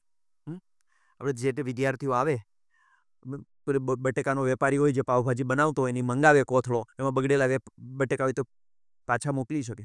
આપણે તો જેવા આવે એને લેવાના ને એવી જ પોતાને એટલો જ વિકાસ કરવાનો કે જે બધાને એ કક્ષાએ પહોંચાડી શકે. એ જેવા આવે એવા લેવા પડે, કારણ કે પરમાત્માએ આપેલા છે. જેવા હોય તેવા લેવા પડશે. તમારે એ સ્થિતિએ પહોંચવું પડે, અને એ સ્થિતિએ પહોંચીને તમારે કરવું પડે. હું એમ નથી કહેતો મર્યાદા નહીં ઢાંકવાની, મર્યાદા નહીં જ ઢાંકવાની. બહુ પ્રભાવ નહીં પાડવાનો કે મને આટલું આવડે છે ને તમને આટલું નથી આવડતું. ન કંઈક ઓહો આ તો આપણે અહીંયા ન પહોંચી શકે. વિદ્યાર્થીને હર હંમેશા એવું લાગવું જોઈએ કે આપણો શિક્ષક છે ને એક જ પગલું આગળ છે. એ જ્યાં પહોંચે ત્યારે એને લાગવું જોઈએ કે એક પગલું આગળ છે. નહીતર તો ભરશે જ નહીં પગલું. એને કહેવાનું એક જ પગલું ભરવાનું. આપણે બાળકને બસ આગળ એક જ પગલું ભરવાનું. એ પગલું ભરે ને ત્યારે એને ખબર ઓહ શિક્ષક હજી બીજા આગળ પગલે ઊભા છે, એમને ત્યાં લઈ જવાના છે. એક કક્ષાએ ઉતરવું પડે તમારે નીચે. એક કક્ષાએ આગળ ના હું તો બહુ મોટો છું, રાષ્ટ્રપતિ પુરસ્કૃત વિદ્વાન છું. એ જ્ઞાન નહીં આવે તો વિદ્યાર્થી તમે રાષ્ટ્રપતિ પુરસ્કૃત વિદ્વાન હો તો. એટલે અહીંયા નીચે આ કક્ષાએ ઉતરવું પડે. આ કક્ષાએ ઉતરવું મતલબ ઉતરવાની વાત નથી કરું. ત્યાંથી એ વિદ્યાર્થીને ઉંચકીને તમારે છે તે લઈ જવું પડે. આવું જે વ્યક્તિત્વ એને શિક્ષકત્વ કહેવાય. અને આ શિક્ષક કરી શકે, એનામાં પીડા હોય, એનામાં દ્રષ્ટિ હોય, એને આ બધા સાથે કામ કરવું વહાલું લાગતું હોય. ઘણા લોકો કે મને બાળકો ગમે છે. બાળકો ગમે છે કે તમને જ્ઞાનની ચિંતા છે એટલા માટે કરવું છે? ઘણી વખત તમે એને 10 પ્રશ્નો કરો ત્યારે ધ્યાનમાં આવી જાય કે આ કેમ કરવું છે, કેમ નથી કરવું. એ કે મને મારા આચાર્ય નથી કરવા દે, મારે કરવું છે મારા આચાર્ય. એટલા બાના હોય ને. હું લોકોને કહું કે 1000 સાચા કારણો હોઈ શકે તમારે ન કરવા માટે. અહીંયા મારે ન આવવા માટે મારે પાસે બીજા 10 કારણો હતા. પણ તમે એક ત્રાજવાની અંદર બધા કારણો મૂકો અને એક ત્રાજવાની અંદર પરિણામ મૂકો. આચાર્ય નથી કરવા. આચાર્યને પૂછું કે યાર જુઓ ને મંડળવાળા યાર કંઈ હાલ પેલું સરકાર ન માને એવી વસ્તુ બધાને આંગળી બીજી બાજુ નથી કરવું છે. ક્લાસમાં તમે યાર ક્લાસમાં કોઈ પૂછવા આવવાનું છે? તમે તમારું જીવન વેચી દીધું તો ક્લાસમાં કોઈ કહે તમને કહે કે આ વાર્તા કેમ તમારા જીવનની કહી દીધી? 4 ઘટનાઓની અંદર તમે જે રસ્તો કાઢેલો એ વાત કરી તો કોઈ કહે કે નહીં? તમારું સર્જન ક્લાસની અંદર કહેશો તો કોઈ વાત ના પાડશે? તમે લખેલું પુસ્તકની વાત કરશો કોઈ ના પાડશે તમે ક્લાસની અંદર? અરે તેલ પીવા ગયું ક્લાસ, તમારી સોસાયટીમાં વાત કરો, ચાલો મૂકો ક્લાસમાં ન થતી હોય તો. તમારા જે અપડાઉન કરતા હોય વચ્ચે બાળકો મળતા હોય એની સાથે વાત કરો. તમારી પાસે ક્યાં જગ્યા છે? આ તો શું છે કે પેલું નાચવું નથી એટલે એમ કહે છે કે પેલું આંગણ ટેડા, એવી વસ્તુઓ છે. વિકસવું છે એના માટે તો પાંખો જ છે, ખુલ્લું આકાશ છે. એ કોઈ પણ જગ્યાએ ગમે ત્યાં ખીલી શકે, વિકસી શકે અને બધી વસ્તુઓ છે તે કરી શકે. નહીં મેં કીધું ને અંદરની પીડા હોવી જોઈએ. પીડા હોય ને બધા રસ્તાઓ નીકળી જાય. તમે મને કહો કે આપણે ઘણા એમ કે કાર્યશાળામાં આવો. અમે કાર્યશાળા કરીએ ને તો લોકો આવે, અમે સર્ટિફિકેટ ના આપીએ, ઉપસ્થિતિપત્ર ના આપીએ, એવોર્ડ ના આપીએ, કશું જ ના કરીએ. એવા બધા બહાના બતાવે ને નાના બહાના બતાવે. હવે જો એને રાષ્ટ્રપતિ અહીંયાથી એવોર્ડ માટે કોલ આવે કે તમને એવોર્ડ મળવાનો છે, શું કરે? બધું ગોઠવી દે. આપણે એમ કહીએ કે ભાઈ તારે શીખવા માટે છે ને એક એક્સ્ટ્રા વર્ગ અથવા તો એક્સ્ટ્રા કંઈક કરવું જોઈએ. વાંચવાનો કે સમય જ મળે છે? કોઈ તમારો પ્રિયજન હોસ્પિટલમાં દાખલ હોય શું કરો? અઠવાડિયું રહેવાનું શું કરો? તો મને કહો ત્યારે બધું ગોઠવાઈ જાય. તો વાંચવા માટે બધું ના ગોઠવાઈ જાય? ગોઠવાઈ જાય કે નહીં ગોઠવાઈ જાય? ગોઠવાય છે. તમે યાર પ્રિયજન હોસ્પિટલમાં ત્યારે બધું ગોઠવાઈ જાય ને અત્યારે બધું ના ગોઠવાય. એ તો કેવું. એટલે આમાં કેવું છે કે અગ્રિમતા નથી હોતી. વાત એ છે.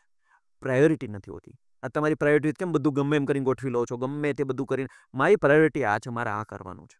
એ મારી પ્રાયોરિટી માનવની ચેતના ઊભી કરવાની છે, માનવને ચેતનત્વ બનાવવાનો છે, અને એની અંદર એના ચેતનત્વને પ્રગટ કરી એનામાં જે થઈ શકે એવી જે સંભાવનાઓને મારે ખીલવવાની છે. એવી પ્રાયોરિટી હોય ને તો કંઈ પણ રીતે કરશો, ગમે એમ કરીને રસ્તો કાઢશે, કાંઈ પણ રીતે ગમે. માંજીનું નામ સાંભળ્યું તમે? રસ્તો બનાવી દીધો ક્યાંથી ક્યાં, એના ઉપર મૂવી. તમે સિંધુતાઈ, એમની ઉપર મૂવી બન્યું. કેમ બન્યું? કારણ કે એમને તો અંદરથી હતું કે મારે કરવું છે, અને કરવું એ નહીં બધું થાય. એટલા માટે આપણે ત્યાં છે ને, યાદ રાખજો, આપણે ત્યાં પહેલાં પ્રાચીન સમયમાં શિક્ષકોને ઋષિ કહેતા હતા આપણે. પછી સમય બદલાયો, થોડોક જરા કાળ બદલાય ને, સમય બદલાય ને એટલે બિસાડા એ જે ઋષિ હતા ને એ બધા છે ને મહર્ષિ બની ગયા. શું બની ગયા? મહર્ષિ બની ગયા, મુનિ બની ગયા. પછી સમય ગયો ને એટલે બધા આચાર્યો બની ગયા. શું બની ગયું? આચાર્ય બની ગયા. પછી સમય ગયો, જરા થોડોક સમય ગયો એટલે આચાર્યમાંથી બધા છે તે શિક્ષકો બની ગયા. હજી સમય ગયો એટલે પછી શિક્ષકોમાંથી પછી ટીચર બન્યા, પછી વચ્ચે સ્તર આવી ગયું, માસ્તર બની ગયા. એમ જરા, પણ અમે તો એને ઋષિકુળના જ વારસ કહીએ છીએ. સહેજ પણ ઓછા નથી કહેતા. શિક્ષક મળે એટલે એ વંદનીય જ છે, એને વંદન કરવા જ જોઈએ. કારણ કે શિક્ષક જે કરે એ રોબોટ તો ન કરાવી શકે, નહીં કરાવી શકે. પણ સાંભળો, શાળામાં જો માહિતી જ પ્રગટ કરતા હોય ને, ખાલી માહિતી જ પીરસતા હોય ને, તો એ તો રોબોટ કરે જ છે. તો રોબોટ અને શિક્ષક બે એક છે, સમજો. તો તમે જે પાયથાગોરસનો જ સિદ્ધાંત ભણાવવા ગયા હોય તો એ હવે તો આ કેટલી કંપનીઓ આવી ગઈ છે, અને કેટલા યુટ્યુબ ને બાકી વિડિયાન બાકી પાયથાગોરસના સિદ્ધાંત માટે કેટલા ટૂલ્સ વિકસી ગયા છે. એ જ કરવાના હો તો એ બીજા બધા લોકો કરે છે.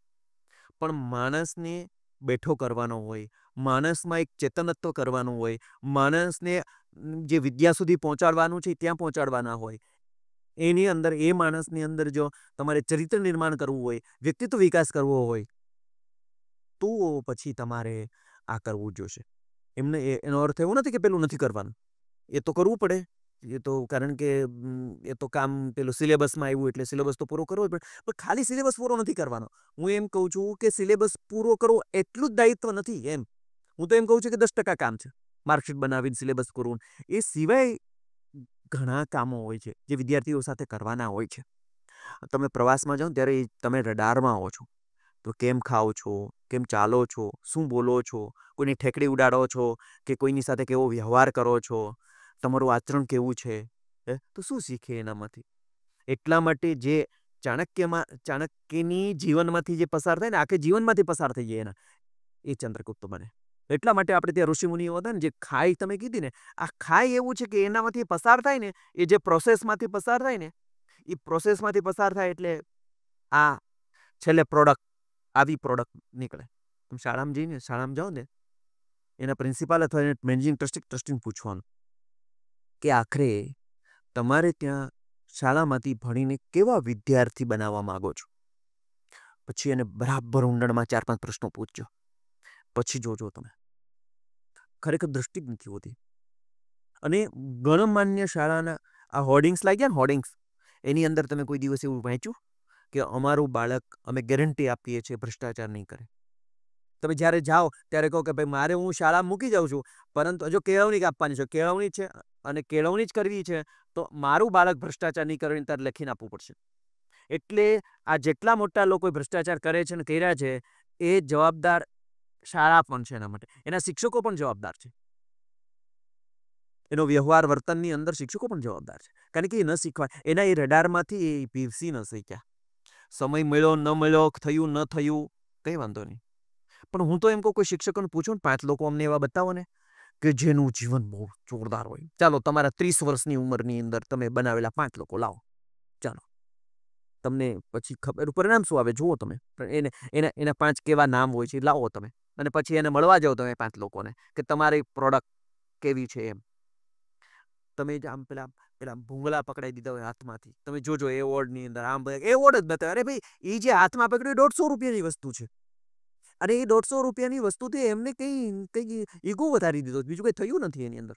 હા, એ ભૂંગળાથી એ ભૂંગળું પકડ્યું છે, એના અંદરથી એ માનવ બન્યો છે. એ ભૂંગળું પકડ્યા પછી એનામાં એ ચરિત્ર વિકાસ થયો છે. એ ભૂંગળું પકડાયું એ તમે શું સિદ્ધ કરવા માંગો છો?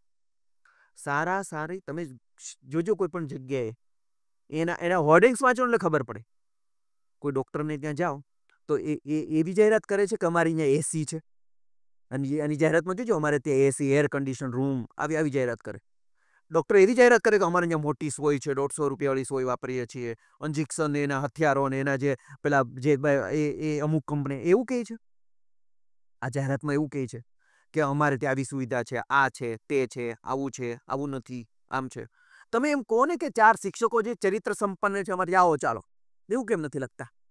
એવું લખવું જોઈએ કે અમારે 4 શિક્ષકો છે, એનું ઇન્ટરવ્યુ લઈ લો ચાલો. એને તમે મળવા નથી દેતા.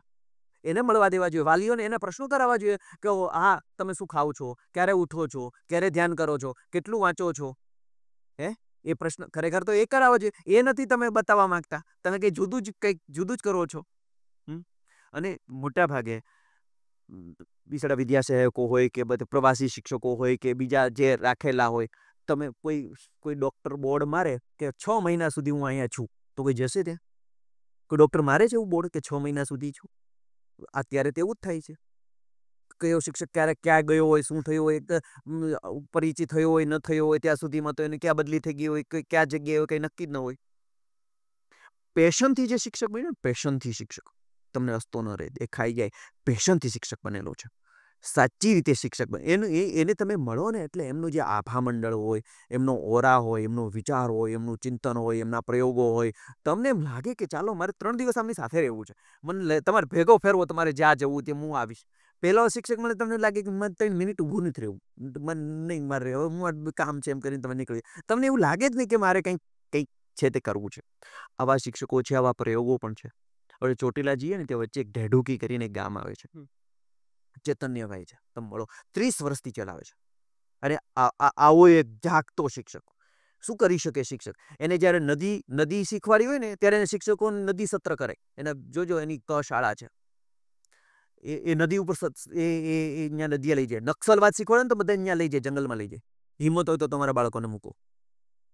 દિનેશભાઈ મજેઠિયા આપણે અહીંયા જ અમદાવાદમાં જે ભાઈ ધરુવાડિયું કરીને ચલાવે છે, ડિવાઇન ધરુવાડિયું કરીને. તો એવા શિક્ષકો આજે છે, નથી એમને પ્રયોગો કરે છે. હવે તો ઘણા ઘરશાળાની અંદર પ્રયોગ કરે છે અને બાકી બધી વસ્તુઓ કરે છે. એને ખબર છે કે ભાઈ આ જુદું કરીએ. અને શિક્ષક પણ છે અને આ પણ કરે છે, નોકરી પણ કરે છે અને આ જુદું પણ કરે છે. સેવા કરે છે, સમાજ સેવા કરે છે. અને એમને સમાજે વ્યવસ્થા કરી આપી છે.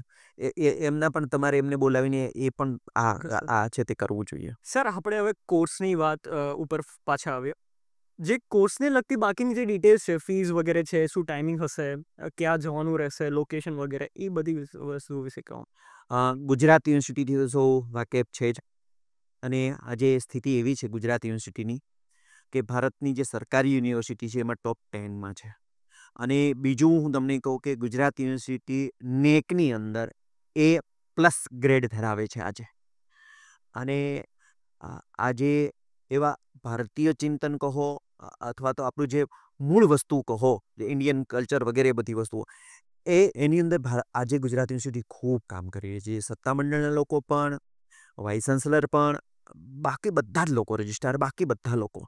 એટલે આજે બહુ અનુકૂળતા છે આની અંદર કામ કરવા માટે. આ જે કોર્સ છે તે આપણું ત્યાં ગુજરાત યુનિવર્સિટી પરિસરમાં જ, અમદાવાદ નવરંગપુરામાં જે ટાવર છે ગુજરાત યુનિવર્સિટી ત્યાં ભાષા સાહિત્ય ભવન છે. ભાષા સાહિત્ય ભવનની અંદર આપણે સંસ્કૃત વિભાગ છે. સંસ્કૃત વિભાગ આ કોર્સ કરવાનો છે, એટલે સંસ્કૃત વિભાગ ચલાવશે આ કોર્સ. આનો જે અભ્યાસક્રમનો જે સમય છે એ સવારનો છે. સવારે 8 વાગ્યાના વર્ગો ચાલુ થાય, 1 વાગ્યા સુધી વર્ગો ચાલે. પણ એમ નહીં કે 8 થી 1ની અંદર બધું પૂરું થઈ ગયું. પછી તો કારણ કે પછી તો ચાલુ થતું હોય છે, એટલે બધું ઘણું બધું વસ્તુઓ એ કરી શકે. મેં તમને કીધું કે આ ડ્યુઅલ ડિગ્રી છે. આની સાથે સાથે કોઈને એવું લાગે કે મારે બીજી કંઈ પણ ડિગ્રી કરવી છે તો પણ એ સાથે, કારણ કે આમાં જ માનો કે ફિલોસોફી આમાં આવવાની જ છે. પણ એવી ઘણી બધી વસ્તુઓ છે કે જે આને આનુષંગિક હોય અથવા તો ન પણ હોય એવી પણ ડિગ્રીઓ છે ત્યાંની કરી શકશે. આની અંદર 13,200 રૂપિયા એક સત્રની ફી છે. એક સેમેસ્ટર. એક સેમેસ્ટરની ફી છે. કોઈ 1 વર્ષ કરે તો એમને એ પ્રમાણે 2 સેમેસ્ટરના એ પ્રમાણે, કોઈ 2 વર્ષ કરે, કોઈ 3 વર્ષ કરે. કોઈને લાગે કે મારે ખાલી BS કરવું છે, તો કોઈને લાગે મારે MS કરવું છે, તો ત્યાં સુધી એ કરી શકે. પણ સારી વાત એ છે કે એ BSના 4 વર્ષ ઓનર્સ સાથે જો કોઈ કરે છે, તો એમને તરત જ PhD કરવા માટેનું આની અંદર તક છે. એટલે એમને માસ્ટર ડિગ્રી કરવાની જરૂર નથી હોતી. 4 વર્ષ કર્યા પછી એ સીધું જ PhD કરી શકે. એ હવે જે આ રાષ્ટ્રીય નવી શિક્ષા નીતિ છે, એની અંદર એ જોગવાઈ છે જ. બીજી વસ્તુ એવી છે કે આ અભ્યાસક્રમ છે તે પ્રાયોગિક વધારે છે. એટલે મેં કીધું 3 પેપરો તો એવા છે કે જેની પ્રાયોગિક પરીક્ષાઓ છે, મૌખિક પરીક્ષાઓ છે અને પ્રાયોગિક પરીક્ષાઓ છે. 4 પેપર જ એવા છે કે જેની અંદર બાકી યુનિવર્સિટીની નિશ્રામાં અને એની જે નિયમો છે એના આધારે જ રહેવાનું છે, પણ પ્રયોગો વધારે છે આ અભ્યાસક્રમની અંદર. બીજું વસ્તુ એવી છે કે 60 સીટો છે આપણે ત્યાં. એટલે વહેલા તે પહેલાના ધોરણે એવું નથી, પણ એમાં મેરિટ બને છે પાછું. એટલે જીકાસ થ્રુ જ આનું એડમિશન થાય છે, કારણ કે ગુજરાત યુનિવર્સિટી ચલાવે છે અને ખબર છે કે હવે તો કેન્દ્રીયકૃત પેલી પ્રવેશની પ્રક્રિયા ચાલે છે. જીકાસમાં જેણે નથી કર્યું એ અત્યારે કરી શકે, અને જીકાસ થ્રુ આની પ્રવેશની પ્રક્રિયા થાય છે. એમાં જે મેરિટ પ્રમાણે થાય, એમાં જે SC ST જે રીતે આરક્ષણ વગેરે બધું છે તે થાય. બીજું કે આની અંદર સ્કોલરશિપ જેને મળે છે એ તો બધા જેને મળવા પાત્ર છે એ બધાને મળે છે. ફ્રી શિફ્ટ કાર્ડ છે એક, કે એ જે SC STના વિદ્યાર્થીઓ છે એમને મળે છે. એની બધી જ ફી લગભગ સરકાર થ્રુ થઈ જતી હોય છે. એવી જે સામાન્ય જે જોગવાઈ બાકી બધા અભ્યાસક્રમમાં છે એ અભ્યાસક્રમમાં આની અંદર છે. માધ્યમ આનું માતૃભાષા છે, કારણ કે વિચારી શકે, ચિંતન કરી શકે, વિકસી શકે. એનો મતલબ એવો નથી કે હિન્દી સારું નહીં આવડે, એનો મતલબ એવો નહીં કે ગુજરાતી સંસ્કૃત સારું નહીં આવડે, એનો મતલબ એવો નહીં કે ઇંગ્લિશ સારું નહીં આવડે. બેસ્ટ અને સારામાં સારું આવડશે.